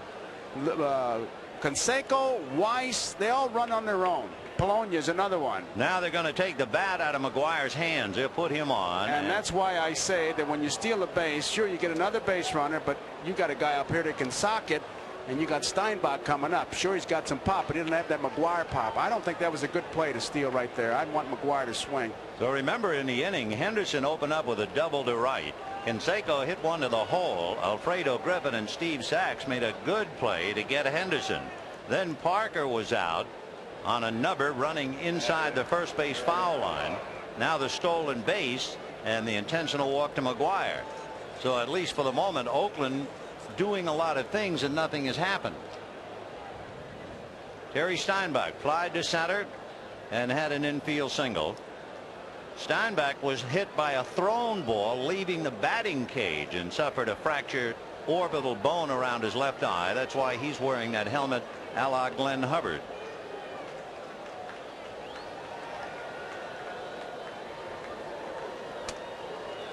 One ball and no strikes. Leary going to a breaking ball that time. Canseco at second, McGuire at first, 2 out. Leary throws a pitch that you hear a lot about now, a cut fastball. Cut fastball, backdoor sliders, terms of the 80s. 1-0. And that looked like one, and he missed with it. Ball 2, 2-0.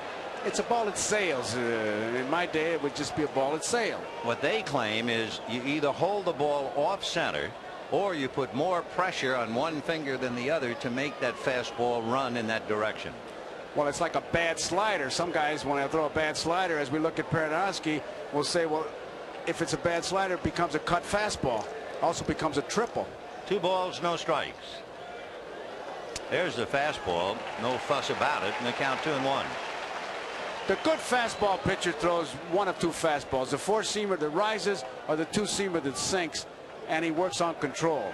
All the other stuff, I mean, sounds good, and it's good in the explanations, but it gives you a lot of L's in the Sunday paper. Tim Leary in relief of Tim Belcher. Canseco and McGuire on the lines with 2 out. Late on the fastball, and the count 2-2.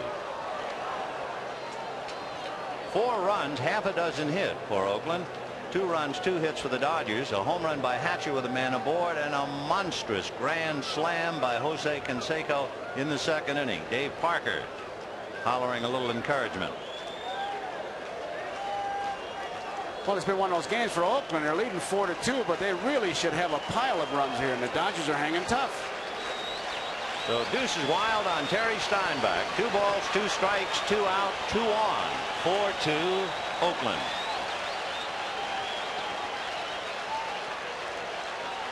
Fastball still fouled away.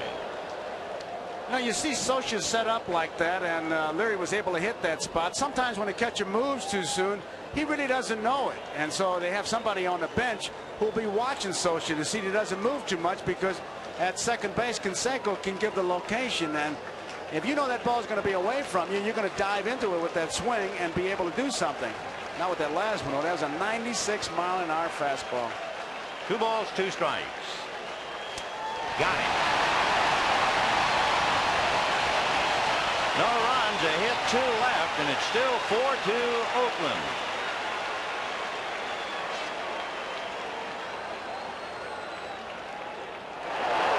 It was Game 4 of the 1969 World Series. J.C. Martin, the pinch hitter for Seaver, got his bunt down.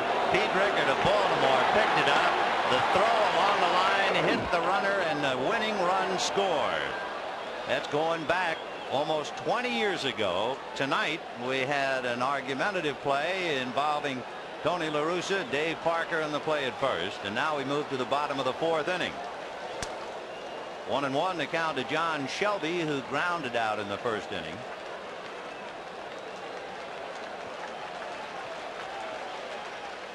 Shelby has a lot of trouble with that pitch, off speed and especially away, which is one big reason why he struck out 120 some odd times this year. Struck out 12 times in the league championship games against the Mets. Out there, but this time he got a piece of it. It's the breaking ball out there that gets him. 1-2 to John Shelby. 4-2 Oakland, bottom of the 4th.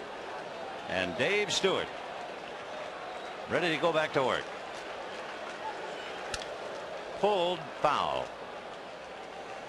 Tell you, for a first game, we've had plenty. Wow. Hit batsmen, home runs, warnings. There's Brian Holton down in the Dodger bullpen. Lasorda looking ahead. His pitcher would be due up 5th in the inning.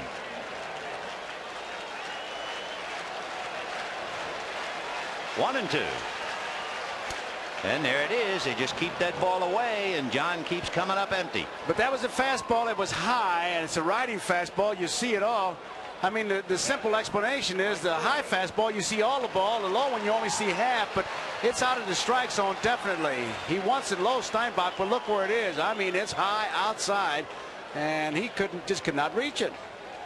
It's amazing. I wonder, and I'm sure he has studied tapes as to whether his bat can cover the area that he thinks it can cover, because in looking at him all year, why, that's where they pitch him, and that's where he swings, and that's where he misses. That's the first thing you do when you get in the box and you take those practice swings. Fly ball to center field. Dave Henderson is there.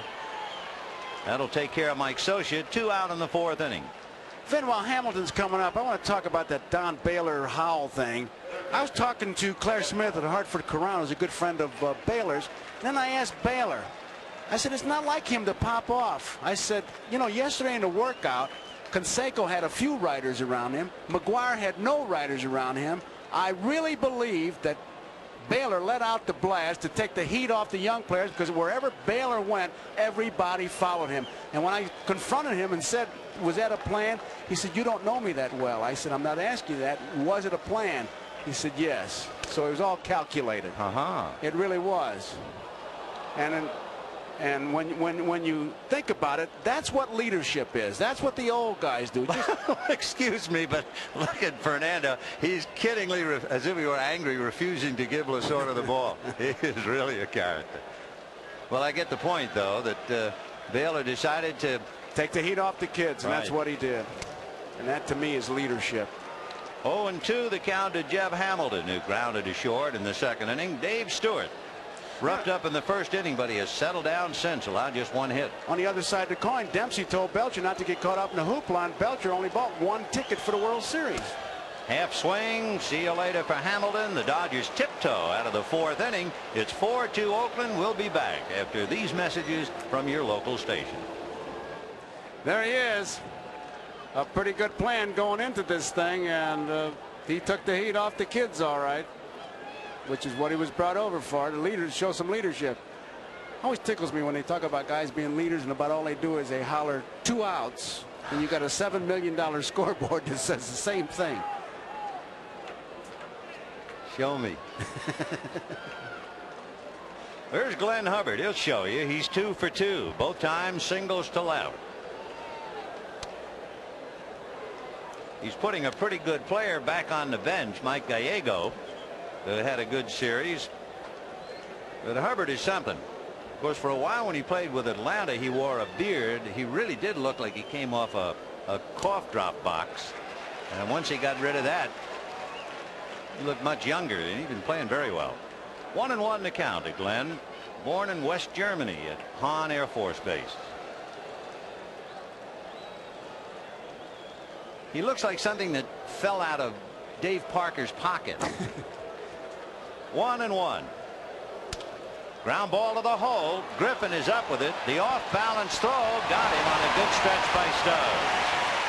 All in one motion. That's the amazing thing about him. He knew that Hubbard not that fast, but I'd say a better than average runner. Now watch what happens here. All in one motion. He's moving, and just keeps right on going. Throws it off balance off the back foot. Accurate throw. Really an easy play. Alfredo Griffin, a mainstay in the Dodger infield, which is exactly why they traded for him. And here now is Walt Weiss, the kid who took over for Alfredo and has done such a great job for Oakland all year. Struck out, flied to left.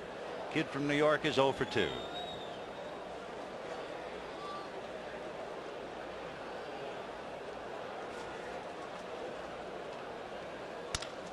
Chopper to Stubbs. He backs up, almost fell down, stays with it. 2 down in the 5th inning. Tell you, they have a good chance of going 1, 2, 3 here, and that's going to perk up the club and the crowd. Watch Stubbs. He kind of backs up, almost loses his footing right there.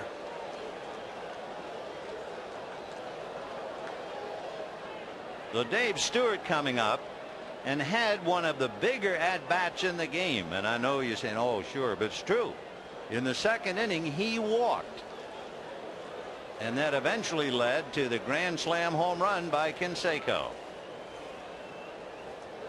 You just don't expect an American League pitcher to walk in Game 1 in the National League ballpark. And it turned out to be a killer. 0-1.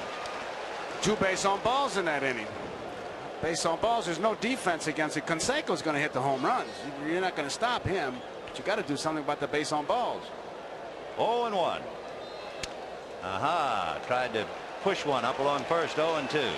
So Stewart, who could only talk about that 3-run triple against Mario Soto, can now talk about his walk in the World Series. And the 4 generations of Stewarts up in East Oakland have to be thrilled. Homeboy is doing well. And he gives the hometown a lot back. 0-2. He was always one of the more popular Dodgers as he takes strike 3 for the first time tonight. The A's are gone in order. It's still 4-2 Oakland.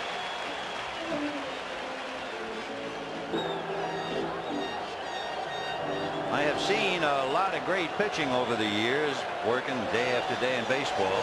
But Oral Hershiser had a stretch that all of us still find hard to believe. He'll be the pitcher tomorrow night. That's his coach, pitching coach Ron Peranowski with him. Bottom of the 5th inning, Alfredo Griffin, then Tracy Woodson, and then the leadoff man Steve Sachs. Now there's Woodson. Griffin really pulls him in tight. Third base Lanford's on the grass, and McGuire is back, but not as far back as Hubbard. That's to the screen, ball 2, 2-0. You might notice directly behind home plate in that white Panama hat, Mike Brito, and you can hit 300 with that cigar, but he is in charge of the speed gun, as he is all year long. 2-0. And that's ball 3. And of course, Stewart, remember, gave a 2-out walk to Hatcher in the 3rd. The last thing that Stu wants to do now is walk the leadoff hitter in the 5th. And he's done just that. On the heels of a 1-2-3 inning, that's the momentum. You're looking at Dave Duncan. What he looks at Stewart is the kick of the leg. He says he has to have a little bit of a pause there. If he goes right on through it, he's rushing it a bit because he's a wrapper. And what he means by that, he'll wrap that right hand around that ball, kind of bend his wrist a little bit. And Duncan really has him measured because it was Duncan who suggested the fork ball, which really helped him. And when you talk to Stewart, he says he's not only a pitching coach, it's more friend to friend when we talk. Tracy Woodson, who plays a little third and first, hit about 250 for the regular year and was 3 for 9 coming off the bench. So here's the pinch hitter.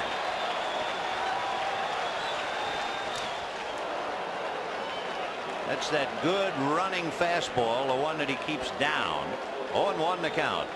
Watch his delivery now. He's got to have a little. He did have the pause, but see how he wraps that ball around his. He's got that wrist kind of bent there. He said, and it really is what he watches. 0-1. Fastball, big chopper to shortstop. Weiss down to Hubbard, and that's all. Ball was not hit hard enough. Hubbard got off that bag in a hurry, didn't he? And Griffin right down there with him, so you have one away. Bruce Fremming of the National League, the umpire, at second, and that'll bring up Steve Sachs. You know, Vin, it's easy to second guess, but Griffin did walk, and I know Woodson's a pinch hitter, but can he not go up there and at least take one strike? Amazing. I mean, maybe draw another base on balls. The first 2 pitches he did hit. You want the guy to swing the bat, but one strike is not too much to ask. Where's Steve Sachs? He was hit by the pitch in the first inning and flied to right in the third. 4-1. Although, is it not a basic theory? A pinch hitter, you go up there, and as soon as you get a ball to hit, you go after it? Well, yeah.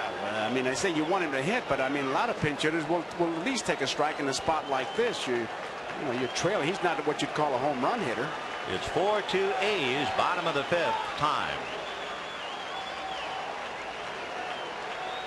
Woodson had 1 stolen base during the regular year, and the Dodgers do not play hit and run with Sachs very much, if you're thinking along those lines. He slices one to right center. Henderson is there, makes the catch, and Woodson back to first. And now the batter will be Franklin Stubbs. This, of course, an interesting battle because Stewart has that really good low fastball. Stubbs is very much a low fastball hitter, and some of the better pitchers that Stewart has made tonight have been to Franklin, where he has taken off some of the smoke. He's got to use that fork ball, which will make his fastball a little more effective, but I think he wants to make a decision with the fork ball.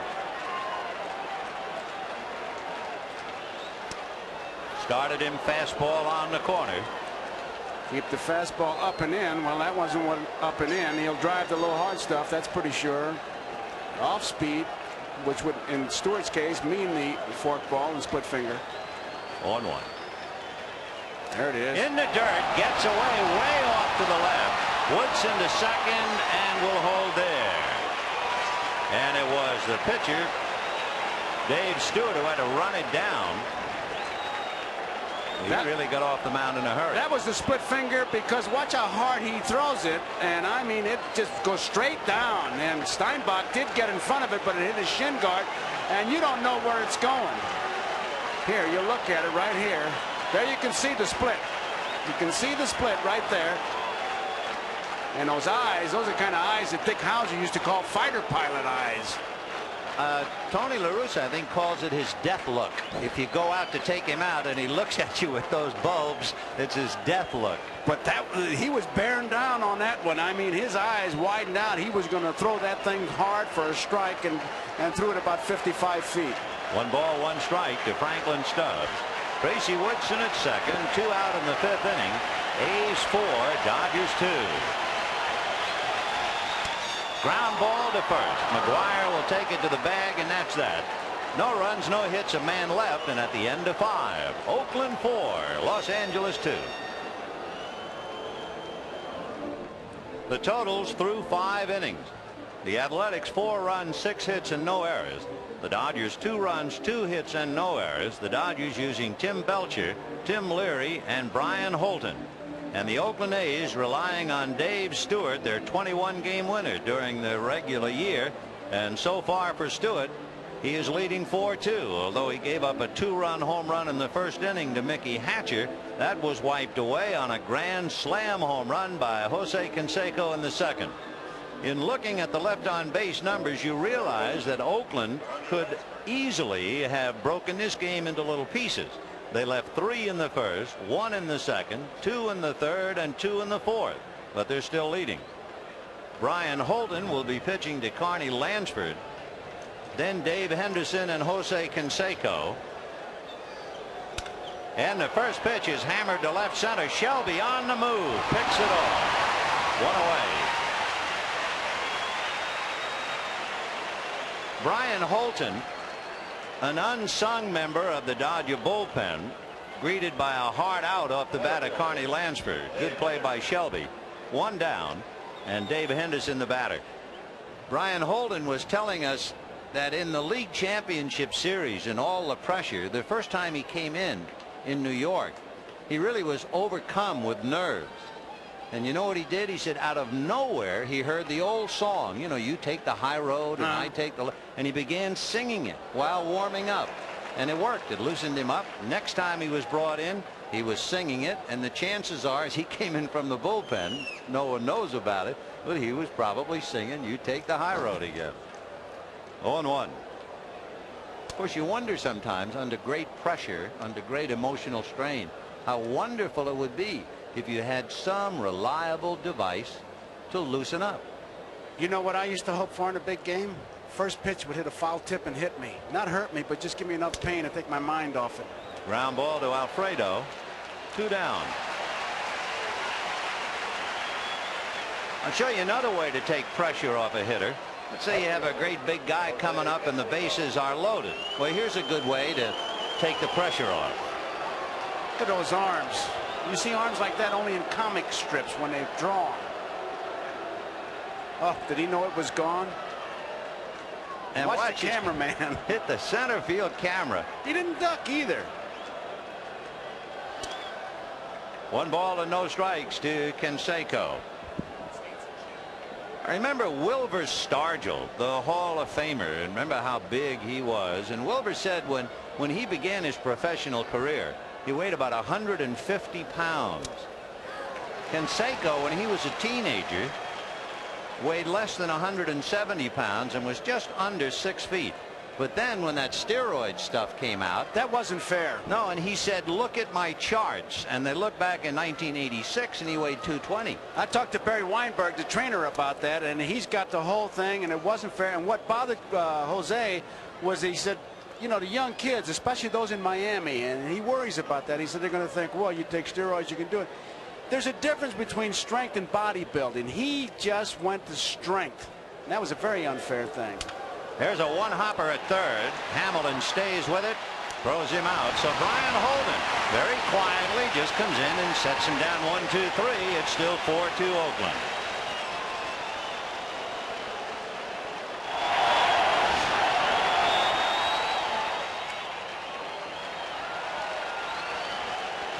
Mickey Hatcher, who hit the 2-run home run in the first inning, will lead it off.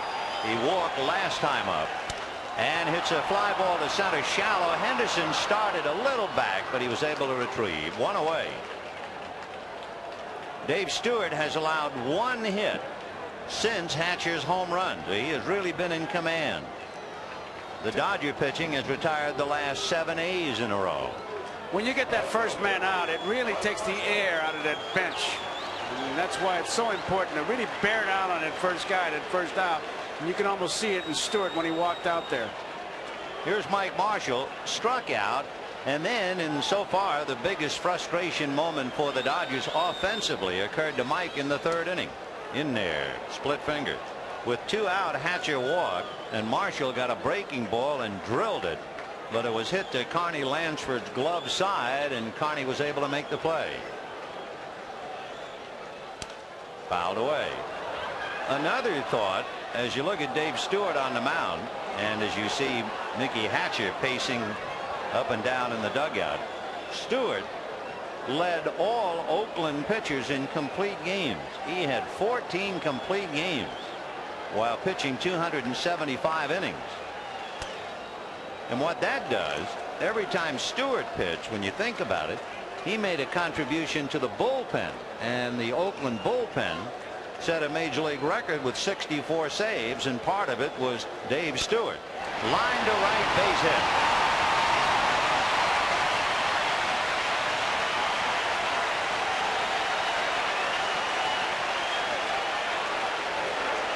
So the crowd here at Dodger Stadium has not had very much to cheer about since the first inning. But Marshall, a one-out single. John Shelby, the batter. The Dodgers' first hit since the second inning, and we're in the bottom of the sixth. Shelby grounded out and struck out.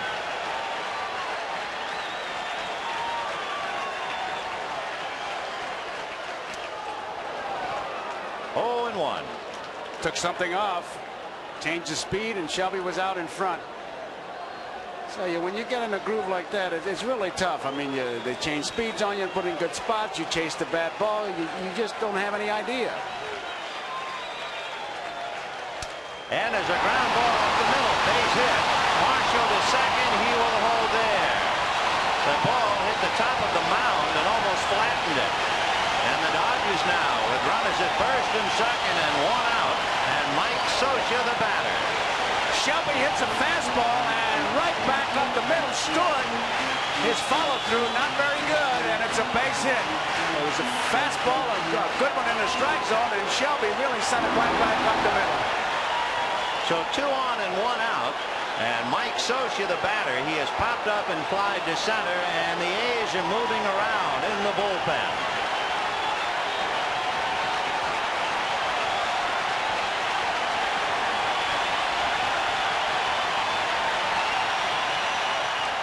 Strike on the outside corner. Scioscia hit just less than 260, and he is a man involved in plays. If they play hit and run, it's usually Scioscia because he's a contact hitter. Being a catcher and a veteran, he's liable to hit into a double play. So they usually try to defeat that with some kind of a hit and run play. And he bangs it into left. Base hit. Here comes Marshall to score. Stopping at second is Shelby.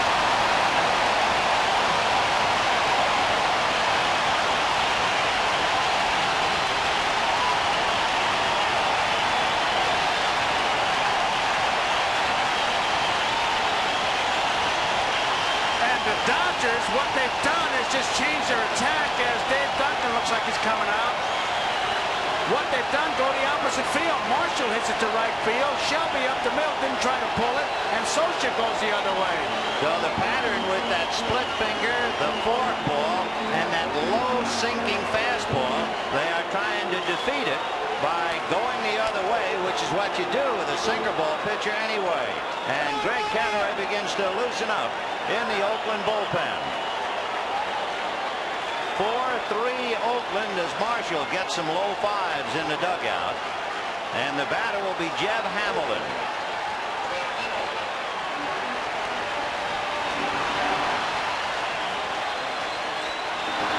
Down in the bullpen, Gene Nelson, the right-hander.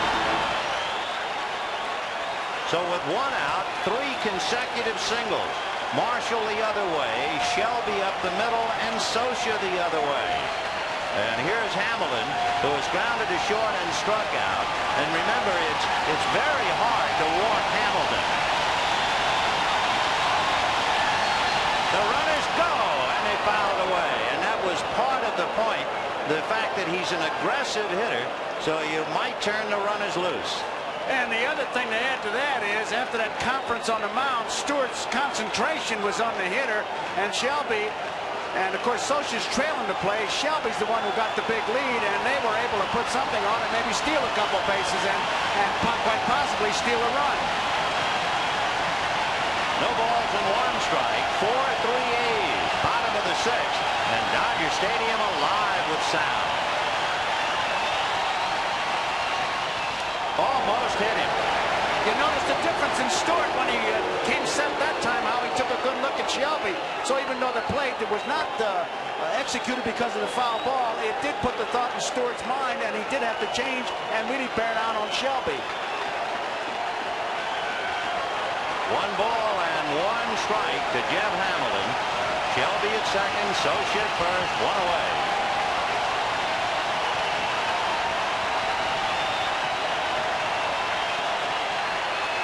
And there go the runners, fouled away again. So they put the play on the first pitch, and they figured to come back with it again. And Shelby returns to second, and Scioscia to first. tell you, Lasorda has been gambling. He's got to do it with scotch tape and baling wire. You see a hit-and-run play, one man out, base runners at first and second. He's got to try everything to manufacture a run. Marshall, who scored the run in the 6th inning, cooling off. 4-3 A's, bottom of the 6th. 2 on, 1 out. Hubbard has been trying to bird dog Shelby and cut down his lead at second. On the hands, crack back to third. Lansford on the bag for one. Double play. As Hamilton is jammed and hits in the double play. 4-3 Oakland. We'll be back after these messages from your local station. We're going to the 7th inning here at Dodger Stadium. Oakland leading the Dodgers 4-3. On the message board on Diamond Vision, they took a page out of the past, and it was from the 1974 World Series. Yeah, that was the memorable play on the fly ball to right center by Reggie Jackson, where Joe Ferguson cut in front of Jimmy Wynn and threw to the plate to nail Sal Bando on a good play by Steve Yeager. That was in 1974, and in talking about that Oakland Dodgers series, the A's won it 4-1. One game they won 5-2. The other 4 games were all decided 3-2. They were tough ones, and we're starting off that way tonight. 4-3 Oakland in the 7th. Parker, McGuire, and Steinbach in that order. Parker has flied to center, walked, and then was out for running inside the baseline. 0-1. You know, Parker, you watch his hands. He'll have them on the top of the strike zone because he wants to try to keep himself from chasing the high fastball. And he says, I keep my hands top of the strike zone, and I'll try to hit below my hands. 0-1. Kind of a showcase fastball. 1 ball, 1 strike.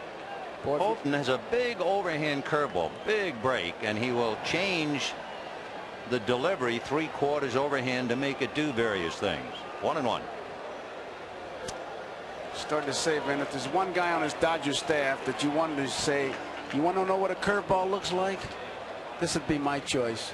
It looks like he's somebody out of the Baltimore organization. Remember, all those pitchers threw the same way. Over the top. There it is. There you go. Does that bring back?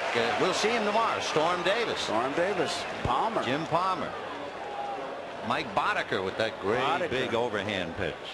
And not only is it a big break, a big downer, he changes speeds, and so Parker was way out in front. 2-2. 3-2. That pitch that Parker just swung at and missed was traveling at 68 miles an hour. That's all. Socha's was 69. Going back. 4 runs, 6 hits for Oakland. 3 runs, 5 hits for the Dodgers. Top of the 7th. It's been Belcher, Leary, and Holton.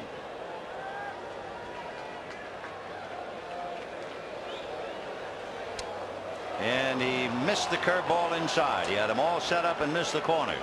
So Parker draws a walk. And for Lasorda, he has to be saying to himself, that's great. I'm facing this monstrous ball club, and we've already given him 6 walks. We'll have a runner now for Parker. So Big Dave comes out for the day. And we can see Stan Javier running for him at first base. Javier's dad, Julian Javier, played in 4 World Series, including the '72 series against Oakland. He becomes a base stealing threat even with McGuire up there. You're not going to play hit and run, but Javier, nobody out here. And Javier is another one who's got the green light. 20 out of 21 during the regular year, so he can go. And here's McGuire. Walked twice, hit into a force play. Strike. It was Javier, Julian Javier, got that base hit against Lonborg and that one hitter. And just for the trivia, Stan and Julian, the 10th father-son combination to play in the World Series. 0-1. 4-3 Oakland, 7th inning.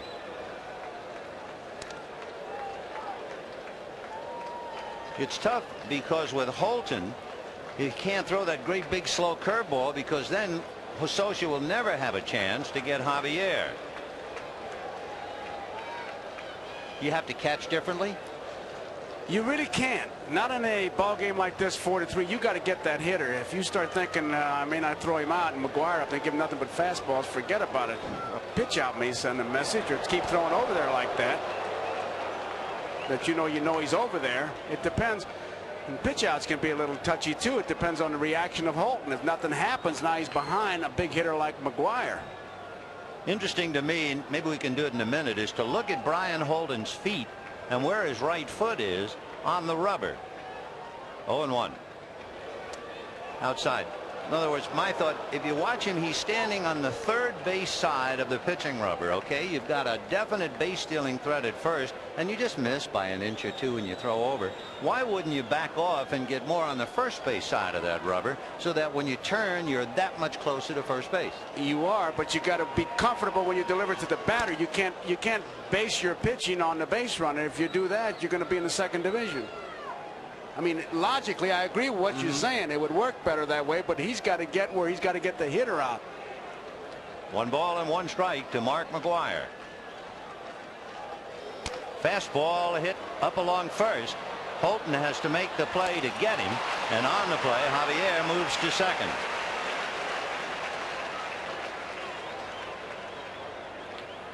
Jose Canseco, whose dramatic grand slam home run in the second inning brings up a point. We remind our viewers we'll be selecting the NBC Miller Lite Player of the Game at the conclusion of the ball game. Terry Steinbach flied to center, singled, and struck out. Remember, he got that inside fastball, and boy did he turn on it. Singled sharply off Hamilton's glove. Big slow curve line to Hamilton, and that's all. It was hit so hard, Sachs didn't have a chance to get to the bag. And boy, Steinbach has blistered 2 at Hamilton. Hamilton makes a good play on this. It's a slow curveball, and he is really hit hard. And Hamilton right there, he's ready to make the play, but it was hit so hard, as you talked about, Vin. And I watch Javier. He knows he's got to get back. Sachs didn't have a chance. So with 2 down, the fellow who has given the Dodgers trouble, Glenn Hubbard, at the plate. He's 2 for 3, 2 singles to left and grounded to short. Hubbard followed by Walt Weiss, the shortstop. Slow breaking ball. Big rainbow curve. 1 ball, no strike. Hubbard is a much better fastball hitter. Of course, you can say that about most guys, but you can get that curveball over, chances are you're going to get him. You get that high fastball, he's going to drill it. They're playing him to pull. There's a lot of room in right center field, which kind of surprises me. If anything, you're playing pretty much straight away.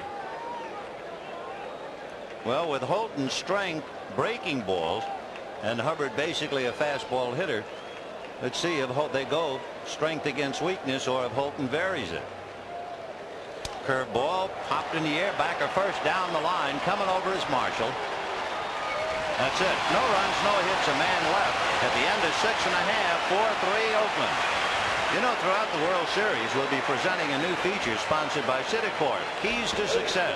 Bob Costas will focus on the keys to each night's game and their impact on the outcome of the World Series. Thanks, Vin. The keys to success brought to you by Citicorp. The underdog Dodgers were pumped up by Mickey Hatcher's 2-run homer in the first off Dave Stewart. But Tim Belcher, so effective in the playoffs, was behind on the hitters all day. In 2 innings of work, he walks 4, he hits a man. With the bases loaded, he has to groove one for Canseco. The grand slam makes it 4-2. But despite Canseco's grand slam, Dave Stewart has but a 1-run lead to work with as we move to the last of the 7th, because the A's left 8 men on base through the first 4 innings. The keys to success brought to you by Citicorp. Stan Javier, who ran for Dave Parker, stays in the game in left field. 4-3 A's, bottom of the 7th. Alfredo Griffin takes a strike. Alfredo single to right and walk. 1 for 1. Made a couple of good plays in the field. And bunts. Over to get it. Carney Lansford got him.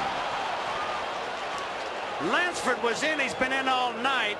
And what Griffin tried to do was get it past Stewart, which he did, but couldn't get it past Lansford. See how tight he's playing over at third base. McGuire was back. I thought he might try to drag it, but he could not. Lansford was right there. Had a little trouble getting the ball out of his glove, but it was not that close. The Dodgers go to the bench again. Jose Gonzalez will bat for Holton. So the Dodgers use Danny Heap to bat for Belcher. He hit a ground ball to short.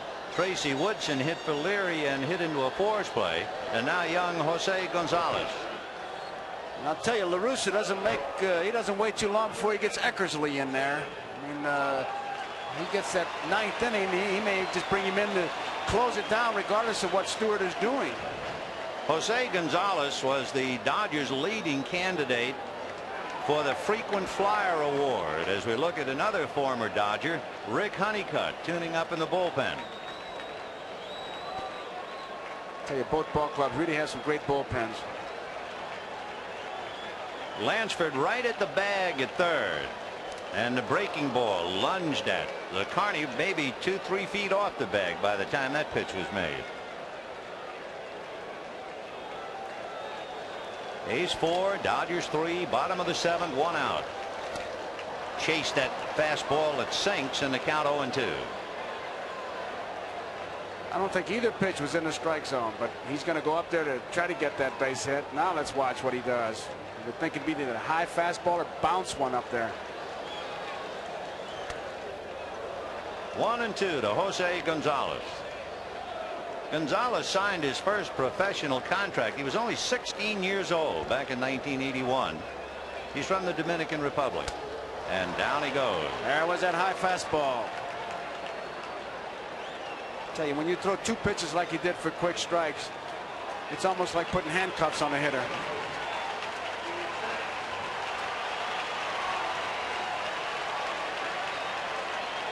High fastball, just rides it high. So with 2 out in the 7th inning, the batter is Steve Sachs. So La Russa checking with Dave Duncan, who's in contact with that bullpen. That's only the 4th strikeout for Dave Stewart tonight. He's had some big strikeouts. He struck out as many as 11 in a game this year. But he's had really only 1 tough inning, and that was the 6th inning when he gave up 3 consecutive singles. And then he cracked Hamilton's bat when he jammed him, and Jeff hit into the double play. 2-0 to Sachs. And the pacing Hatcher, he never sits down throughout a game. That's a strike. Sachs hit by a pitch, flied to right, flied to center. 2-1. Meanwhile, Dave Parker is finished for the night. Stan Javier picked up for him. On the hands, a shot off the glove, and Sachs fell down, leaving home, and he'll settle with a single. Ripped it off Carney Lansford's glove, and then he took a header. He really broke out of the box, and he would not have gotten a 2-base hit, but Lansford guarding that line, he has to go to his left, can't come up with it, this short hop. Now here's Sachs. Now watch him break out of there. He sees it get by, and he starts, and he'll go down right there. So a 2-out single by Steve Sachs brings up Franklin Stubbs. 2 fly balls grounded out, 0 for 3. High fastball away. Just to refresh your memory, Stubbs a low fastball hitter. Sachs is one of those guys can go anytime he thinks he gets a jump, and he'll want to go. The question whether you want Sachs to try to go, or would you rather keep McGuire on the bag and keep the right side of the infield open? I take my chances on letting him go. 1-0. There he goes. The pitch, a strike. The throw down. He's stolen it. The throw was on the shortstop side of the bag. Steinbach had a lot on it, but that was the difference in that play.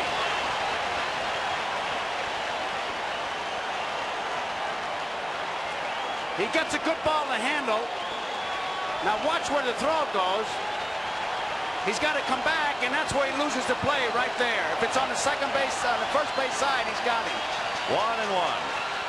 And there's a high fly ball into right field. Canseco going back under it and makes the play for the out. Stubbs grabbed his helmet with both hands. Evidently, he got a pitch, and he let it get away. 4-3 Oakland. A reminder, following in the conclusion of tonight's game, stay tuned for your late local news on most of these NBC stations. Then Saturday Night Live, second show of their new season with host Matthew Broderick and musical guest the Sugar Cubes, all the way from Iceland. Last week's show started off the season with a bang, so stay tuned for tonight's fun only on NBC. And of course, all of that with the exception of the West Coast and Mountain Time. Alejandro Pena becomes the fourth Dodger pitcher. Belcher, Leary, Holton, and Pena. Leary and Holden shut down the A's for 5 innings without a run, but the damage had already been done. A grand slam home run in the 2nd inning by Jose Canseco. So now in the 8th inning, Oakland still leading 4-3 with Walt Weiss, followed by Dave Stewart and then Carney Lansford. Weiss, a switch hitter, has struck out, flied to left, and grounded out. 0 for 3. I tell you, I think if I was on a club with Canseco, I would roll down my sleeves rather than roll them up. Ball 1. Stewart, who has not been an overpowering pitcher, in striking out 4, he has gotten the job done.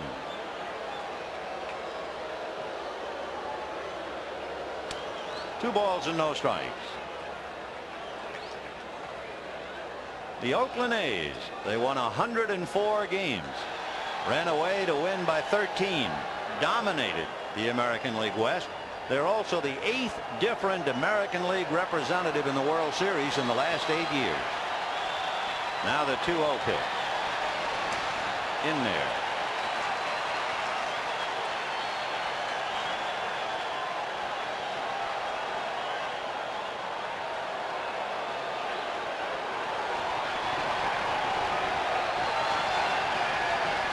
Fastball popped up on the right side, and Sachs will handle it. 1 down.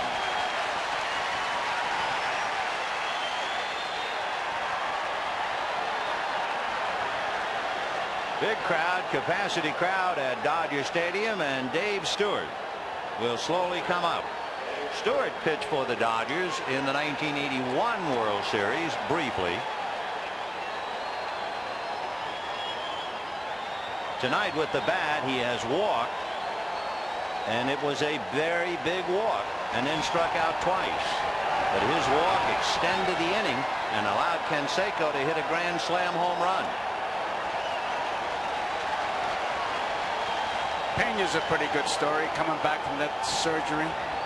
With a very good fastball and a great change of pace, one of the better changes in the league. His nickname is perfect. His nickname is Slow. And everything he does, he walks to his own Walkman, but it sets up the pattern because everything is slow and deliberate, and then that fastball's on top of it. I love Peranowski's line. He said he even stands slow, if that be possible. 0-2. Slow. Sitting slow, if possible, is Tommy Lasorda. 0-2 the count.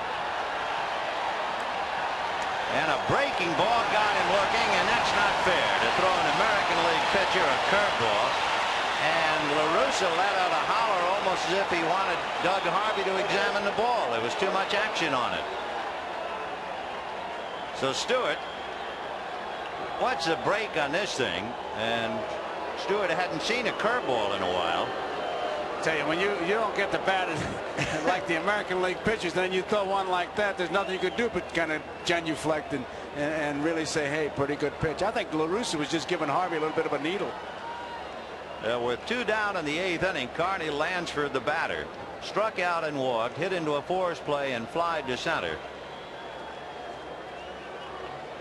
Handled the ball well, including a ball hit by Marshall in the 3rd inning. Ball 1. Well, I love a manager to say about me what La Russa says about Lansford. He says he's only got one problem. He plays too hard. Isn't that a great tribute? What an athlete. 1-0. In reading the Oakland press guide, they tell you that Carney Lansford is a direct descendant of Sir Francis Drake. You talk about a blue blood, huh? Yes, sir. All right. High rent district. Way high rent. Carney, aggressive hitter, rarely walks. 2 balls and no strikes. 2-1.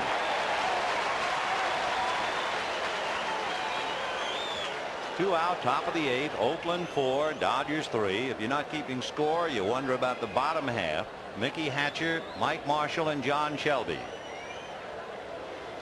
Fastball chopper, just foul down the line.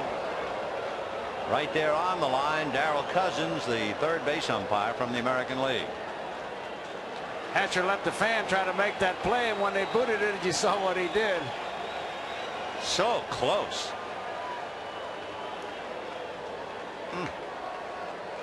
It's right there. You can't argue with that. So Lansford back to try it again.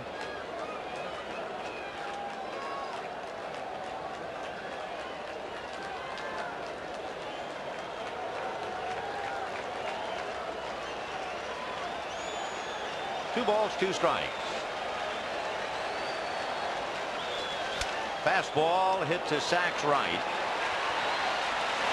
So Pena sets him down. The A's have not had a hit since Henderson's double in the 4th, but it's still 4-3 Oakland. Feature the Miami defense. Lots of football tomorrow, and then of course game 2 tomorrow night.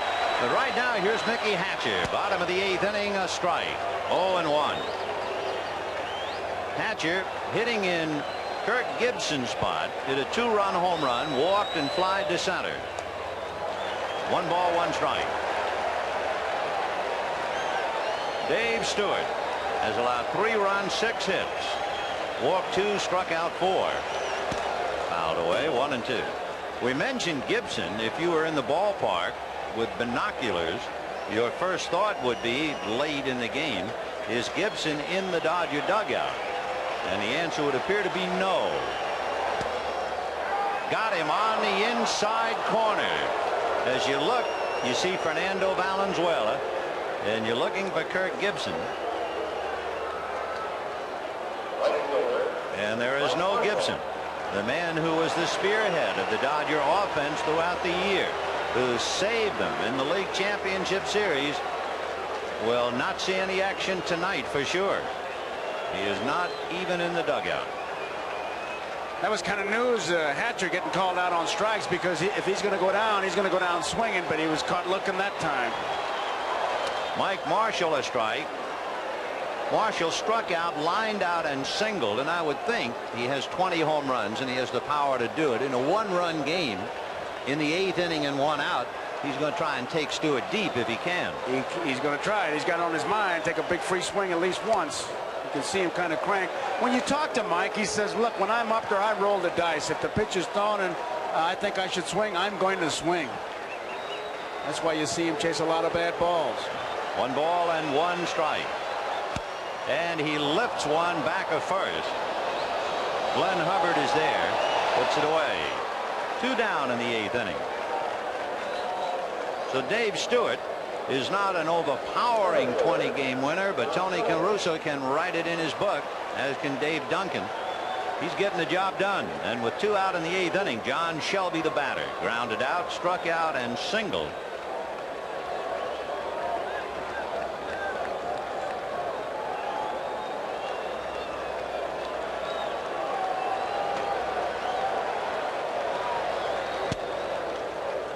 Wouldn't chase that fastball away. Ball 1. Boy, that pitch really runs him up a wall. So they give him another one on the corner. Hit that one fastball a little bit more inside. He hit it right back up the middle for the base hit. Most of his power from this side of the plate. And he was out in front of that. 1-2. Now we'll see, Vin. Is he going to throw that hard split finger, or just throw that high fastball out of the zone and see if he chases it? He's got a choice. So Shelby's still there with 2 out in the 8th. 4-3 Oakland. Game 1.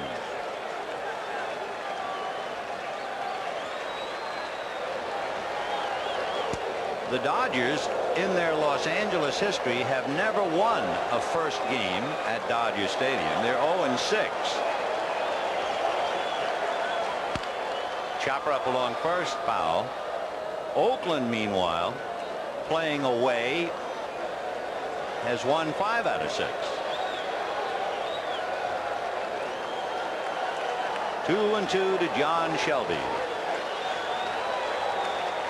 Stewart in 7 innings made 100 pitches. This has not been an extra long inning, but he's made a lot of pitches. And that's hit to right. Canseco hesitated, slides, and caught it. Oh, what a play. It was a sinker, and he misjudged it. So he didn't get a jump at all, and he still made the play. Shelby hit a sinker. Canseco kind of misjudges it, but watch him. He slides, and right in that webbing, that big glove really comes in handy. No way he could have made a two-handed catch there. It's sinking all the way. Boy, a big man in a big spotlight, turning in a big job. I tell you, we said it before. He can beat you with the glove, the bat, the arm, the legs. He's a complete athlete. Dave Henderson fouling it back. He'll be followed by Canseco and then Stan Javier. I tell you, when you get a scouting report that says Henderson's a first ball hitter, he's done it all night long, and yet he gets a ball he can handle. Henderson single, struck out, double, grounded out. 2 for 4. 1-1. You can see Socia gesturing to Pena that you had dropped your arm. Get your arm higher. Pena dropped the return toss. He had to go and get it. Boy, that's so important if you're a catcher. Especially, you know, the delivery, the point of release. It has to be the right spot or you're asking trouble in this kind of competition. High fastball. Good one.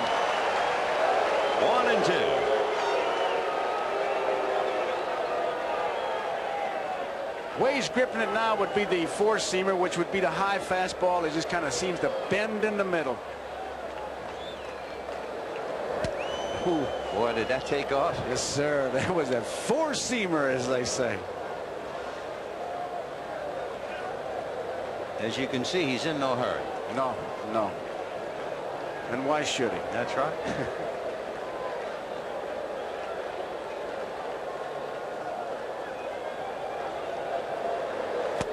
Got him. So he blows away Henderson. 1 out in the top of the 9th inning. We talked about the Canseco and the steroid story with Thomas Boswell at the Washington Post wrote. I asked Canseco yesterday, and here's what he had to say about it, Ben.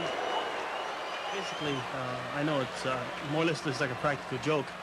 A lot of comments Boswell made didn't make any sense. A lot of the comments were untrue and false, and I don't think he took in consideration how much it would hurt the player's family or the player himself.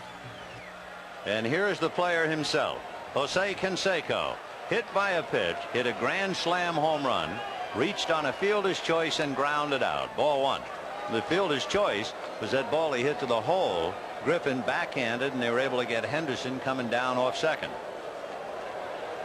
1 ball, no strikes.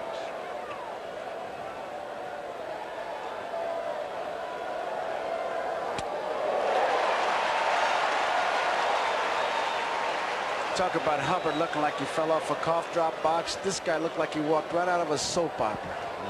One of those scenes that you see. Look at him. Handsome, strong, can hit, can run. 1 ball, 1 strike. Ball 2. 4 runs, 6 hits for Oakland. 3 runs, 6 hits for the Dodgers. Belcher, Leary, Holton, and Pena. And for Oakland, Dave Stewart all the way. Socia, Hamilton, and Griffin due up in the 9th. 2-1. Ball 3. And again, you see Socia gesturing. Get your arm up. The contrast is so great, especially with Gibson out of the lineup. The Dodgers really have one guy who can turn around one swing. That's Marshall. And whereas Oakland, I mean, he almost got a roster full of those people. 3 balls, 1 strike. Oh, If he'd have hit that one, it'd have gone over the scoreboard. It would have got one of those planes that was flying here. Did he have a cut? Look at the bat speed. Now, it's a blur going through there. That is bat speed. Look at that. Oh, that's as hard and as good a swing as you want to see. Now he's in that two-strike thing. Foul back. This should break a heat wave, so take another look at it. Oh, this is the kind you're catching that sucks that mask right off your face. It's just like that. Oh, even when you don't hit it. Oh, one swing like that in my lifetime, I'd have been happy. 3-2 to Jose Canseco. Got it. Big swing or no? He came up empty.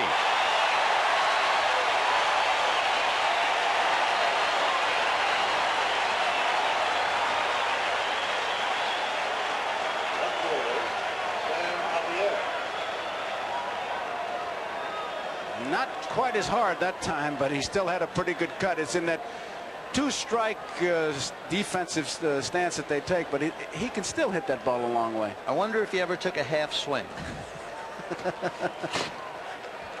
2 out in the 9th, and here is Stan Javier. Javier, who came into the game to run for Dave Parker in the 7th inning and stayed in.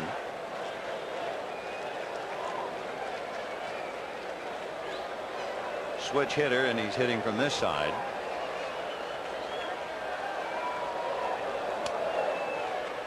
Try to jam him, and he is basically a high ball hitter. So Pena tried to come in and got too far inside. 2-0. They expect him to hit the ball to the opposite field. They're not very deep. Hatcher is almost playing like a right-hand batter, and Shelby's over in left center. We talked about his dad, Julian. He played for the Cardinals in the '64 World Series, in '67, '68, and in '72 with Cincinnati against Oakland. Bouncer wide at third. Griffin, a tough play. Juggles, throws too late. You can't juggle to get Javier. Once Hamilton failed to be able to reach it, why, Javier was going to be aboard. It'll be a base hit. I think one of the reasons that he bobbles the ball is because he knows Javier is running. He's got it right here, and he just can't get that grip quick enough, and he still makes the play, but Javier gets down that line in great shape. Show you what kind of relief pitching the Dodgers have gotten. That's their first hit for Oakland since the double by Henderson in the 4th. So they've had 2 hits since the 3rd inning, but all the damage was done in the 2nd inning, and the king is up in the Oakland bullpen. His Eminence, Dennis Eckersley, with 45 saves during the year. The MVP against Boston in the League Championship Series. And here's McGuire.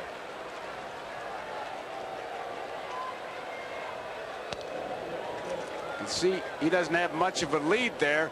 And of course, you know, he's got the green light as always. You don't know what. But for me, I'd say stay there and let McGuire take his cuts.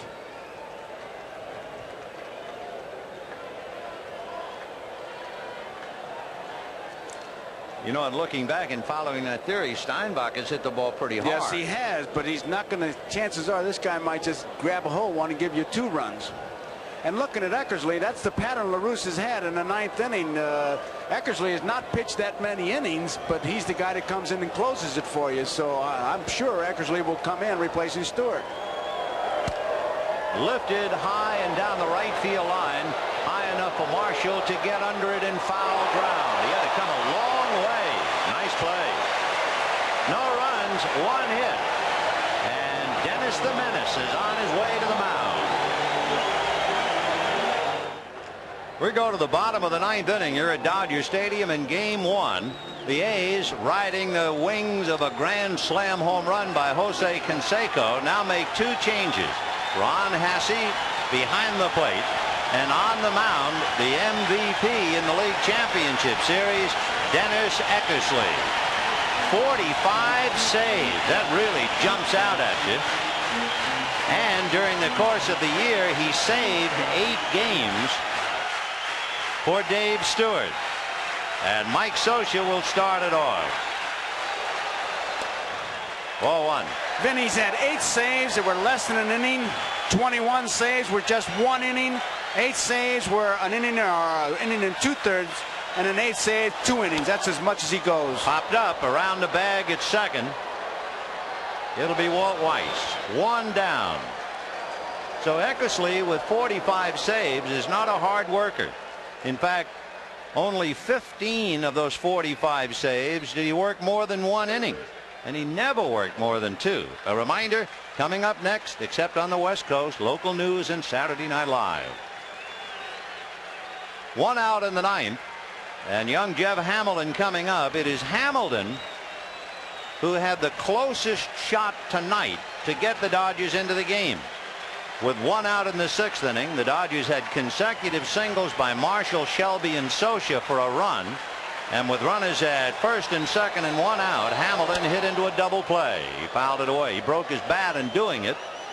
And the Dodgers really have not been heard from since. Eckersley sidearms you, and he'll make you give ground, and he really hits that outside corner. He will come inside, but he really likes that strike on the outside corner. And there's Gibson. 0-1. In there. Seeing him with a helmet on, you have a former Oakland A's out on deck, Mike Davis.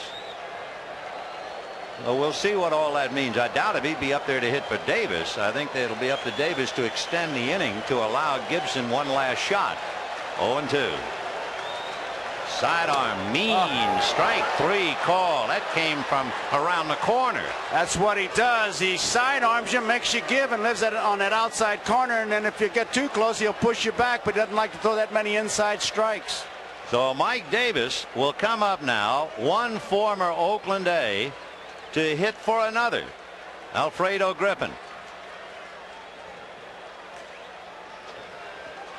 2 out, 9th inning. Oakland 4, Dodgers 3, and here is Mike Davis. Davis, like Alfredo Griffin, had a very, very difficult time adjusting over in the National League. He hit less than 200. And with that swing of his, they expected him to manufacture some home runs, and he had only 2. Time, no pitch.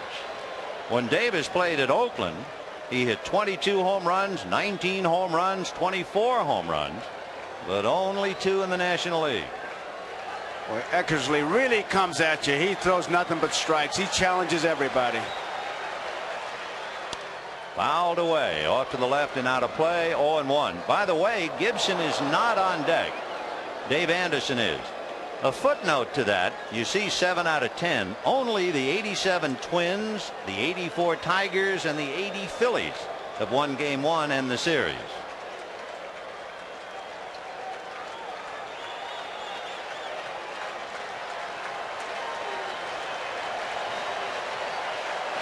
No balls, 1 strike.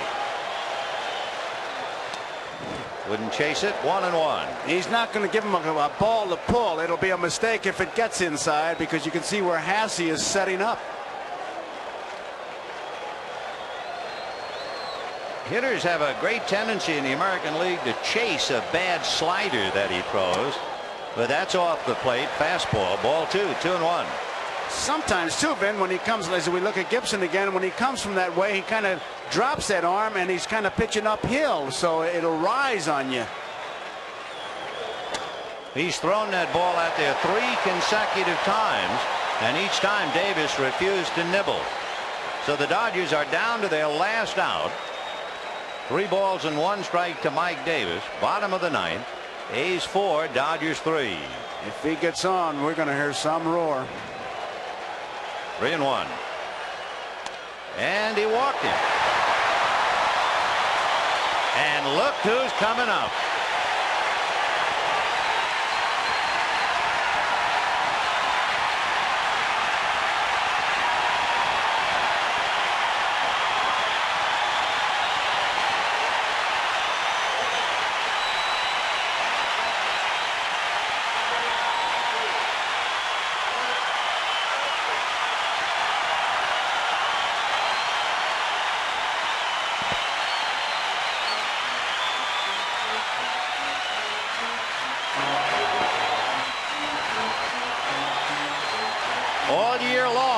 looked to him to light the fire, and all year long he answered the demands until he was physically unable to start tonight with 2 bad legs, the bad left hamstring and the swollen right knee.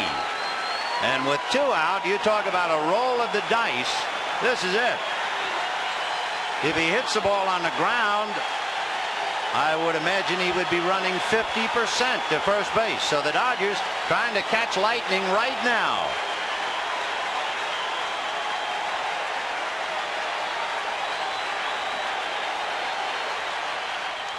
Fouled away. He was, complaining about the fact that with the left knee bothering him, he can't push off. Well, now he can't push off and he can't land. He's going to use all arms. Look at his crowd on its feet. What a tribute. 4-3 A's. 2 out, 9th inning. Not a bad opening act. Mike Davis, by the way, has stolen 7 out of 10. If you're wondering about Lasorda throwing the dice again.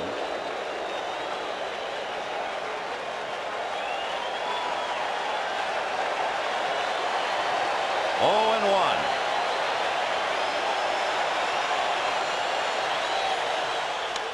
Fouled away again. And he's standing on an outside corner. He's not going to give him a ball to pull. With Davis, he just missed. But here's 2 quick strikes, both fastballs that kind of tail away at the outside part. Hasse is not even flirted with the inside part of that plate. You saw Dave Duncan gesturing. He was gesturing to Carney Lansford at third. 0-2 to Gibson. The infield is back with 2 out and Davis at first.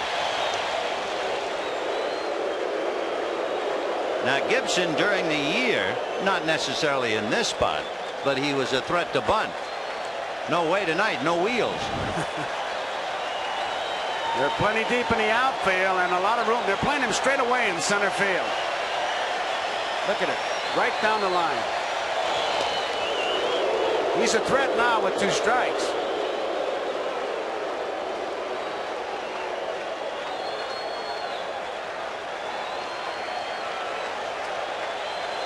No balls, 2 strikes, 2 out. Little nubber, foul. And it had to be an effort to run that far. Gibson was so banged up, he was not introduced. He did not come out onto the field before the game. You can really see the limp. He's not driving that ball. It was by him. Let's see, he almost has to talk to his legs and say, hey, let's go, we got to get out of here. It's one thing to favor one leg, but you can't favor 2. No way, and that's what he's trying to do. He really is. 0-2 to Gibson.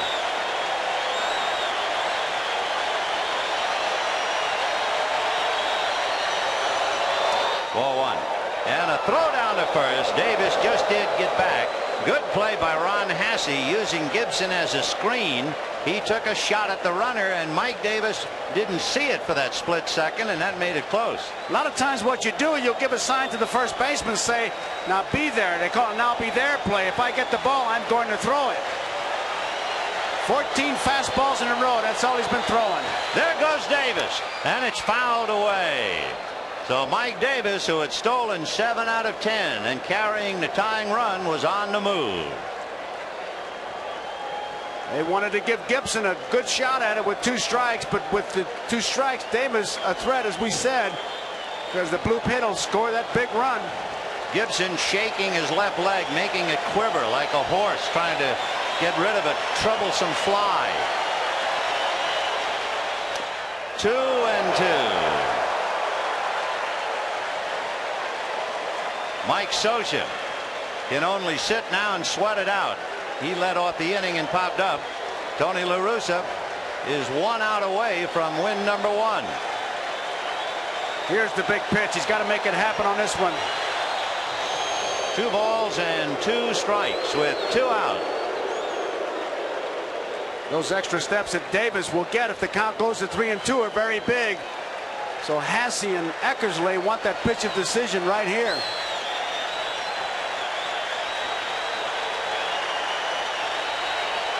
There he goes, way outside. He's stolen it.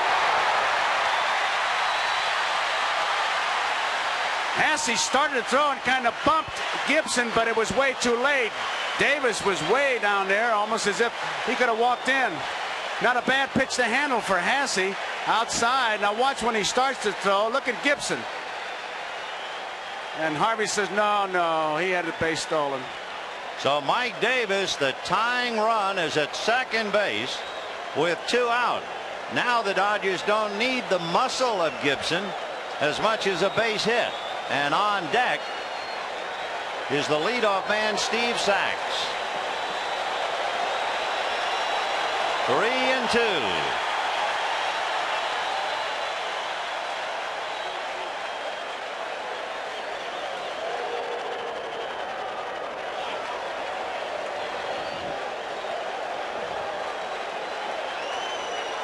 Sax waiting on deck, but the game right now is at the plate.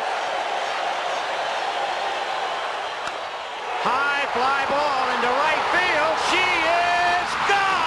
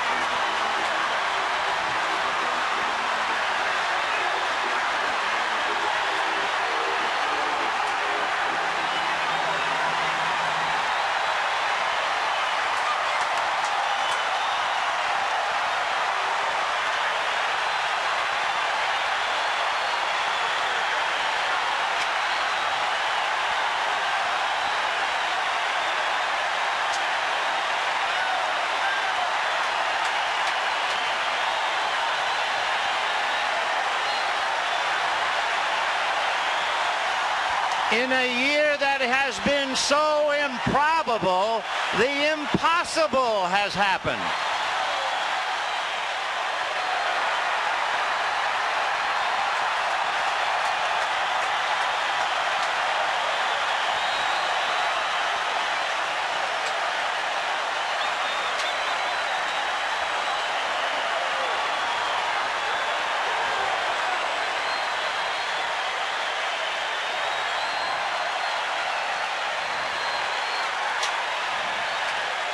And now the only question was, could he make it around the base paths unassisted?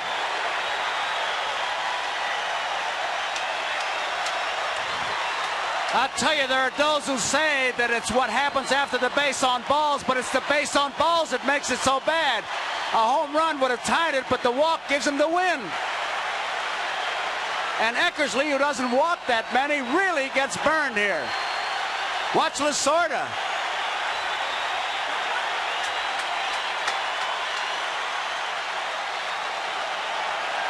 You know, I said it once before, a few days ago, that Kirk Gibson was not the most valuable player, that the most valuable player for the Dodgers was Tinkerbell.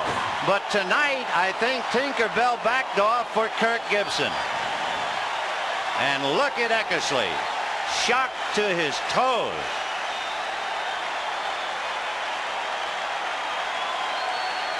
They are going wild at Dodger Stadium. No one wants to leave.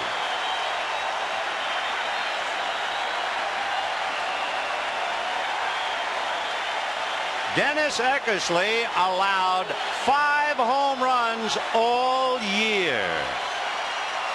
We'll be back. I guarantee you this, the parking lot at Chavez Ravine is empty. Nobody has left their seats, and now the man of the hour is back out on the field. Kirk Gibson, have you ever had a feeling like this? Well, it's hard to match, I'll say that, and you know, it's I guess a storybook. I was very disappointed today because I knew I couldn't play. I knew I'd be a detriment, and I got an injection today, and I was very sore, but I saw the opportunity. I knew we could get a guy on base. The pitcher was coming up, and I figured if I got out there and the fans started cheering, that I could suck it up for 1AB, and maybe something good would happen, and it happened. How much pain were you in at the plate? Well, it was tough. you know, pushing off my front foot, and my other hamstring was hurting me. I got 2 bad legs, but, you know, when I got 2 strikes on, I just decided to buckle it down, and Mike got the second. I knew I really didn't have to hit a home run. I kind of was going to shorten up and try and drive the ball the other way, and I got a breaking ball that he got out. It was low, the ball I like to hit, and I was just fortunate. The good Lord gave me this wonderful moment. Did you know it was gone the instant you hit it? A pretty good idea, and you know, we've had some tough times, but you know, what a team. We've been saying it all year, and if it wasn't for my teammates, I wouldn't even have got the opportunity to remember this moment. We were standing in the runway, and we could hear you taking batting practice off the tee back at the end of the tunnel. We didn't even think you'd be available for pinch hitting duty, and I know Lasorda walked back to talk to you. How did that conversation go? Well, I've been in the training room all day or all night getting treatment, and in fact, I heard Vin Scully say they were panning the dugout looking for me, saying it didn't look like I was going to be able to play, and I said, that's enough. Went and put an ice bag on there and numbed my knee up best I could. Hit some off the tee in there, and I had a bat boy come in and ask Tommy to come in. I wanted to talk to him. I said, go ahead and pinch hit for Alfredo with Mike. If we get a guy on, I'll go in there and give you my best. I think I can do it and give you a good shot, and that's what it's all about. Thoughts and images that went through your mind as you rounded the bases? Well, I just kept telling myself, these are the type of circumstances you enjoy most, and you perform even better under these conditions, and thank the good Lord, it all happened for us. Kirk Gibson. Let's go back upstairs to Vin Scully and Joe Garagiola. Well, needless to say, as the crowd continues to go wild, tonight's NBC Miller Lite Player of the Game is who else? Kirk Gibson. Miller Lite happy to present a check for $1,000 in the name of Kirk Gibson to the National Multiple Sclerosis Society. It wasn't exactly deja vu, but we do remember the other day in New York, 12th inning, a game tied with the New York Mets. Roger McDowell, a sinker ball specialist, and Gibson hits a home run in the 12th inning to give the Dodgers a 5-4 victory. It was a victory revisited tonight. In the Oakland clubhouse, they have to be talking about that base on balls and that pitch selection. The only ball he could really hit out of here was the breaking ball. What an opening act, huh? I think we've got a leading man, and many of them, between now and the end of this great 1988 World Series. Well, as we look one more time at Kirk Gibson, the 1988 World Series brought to you by Miller Lite. For great taste, there's only one light beer, Miller Lite. By Volkswagen, experience German engineering the Volkswagen way. By Kohler, maker of quality plumbing products, the bold look of Kohler. What a beautiful way to live. Tomorrow, start your day with NFL Live beginning at 12:30, then the NFL, and at 8 o'clock Eastern, 5 p.m. Pacific, Game 2 of the '88 World Series. For Joe Garagiola, this is Vin Scully saying good night from Dodger Stadium, where the Dodgers beat the A's 5-4.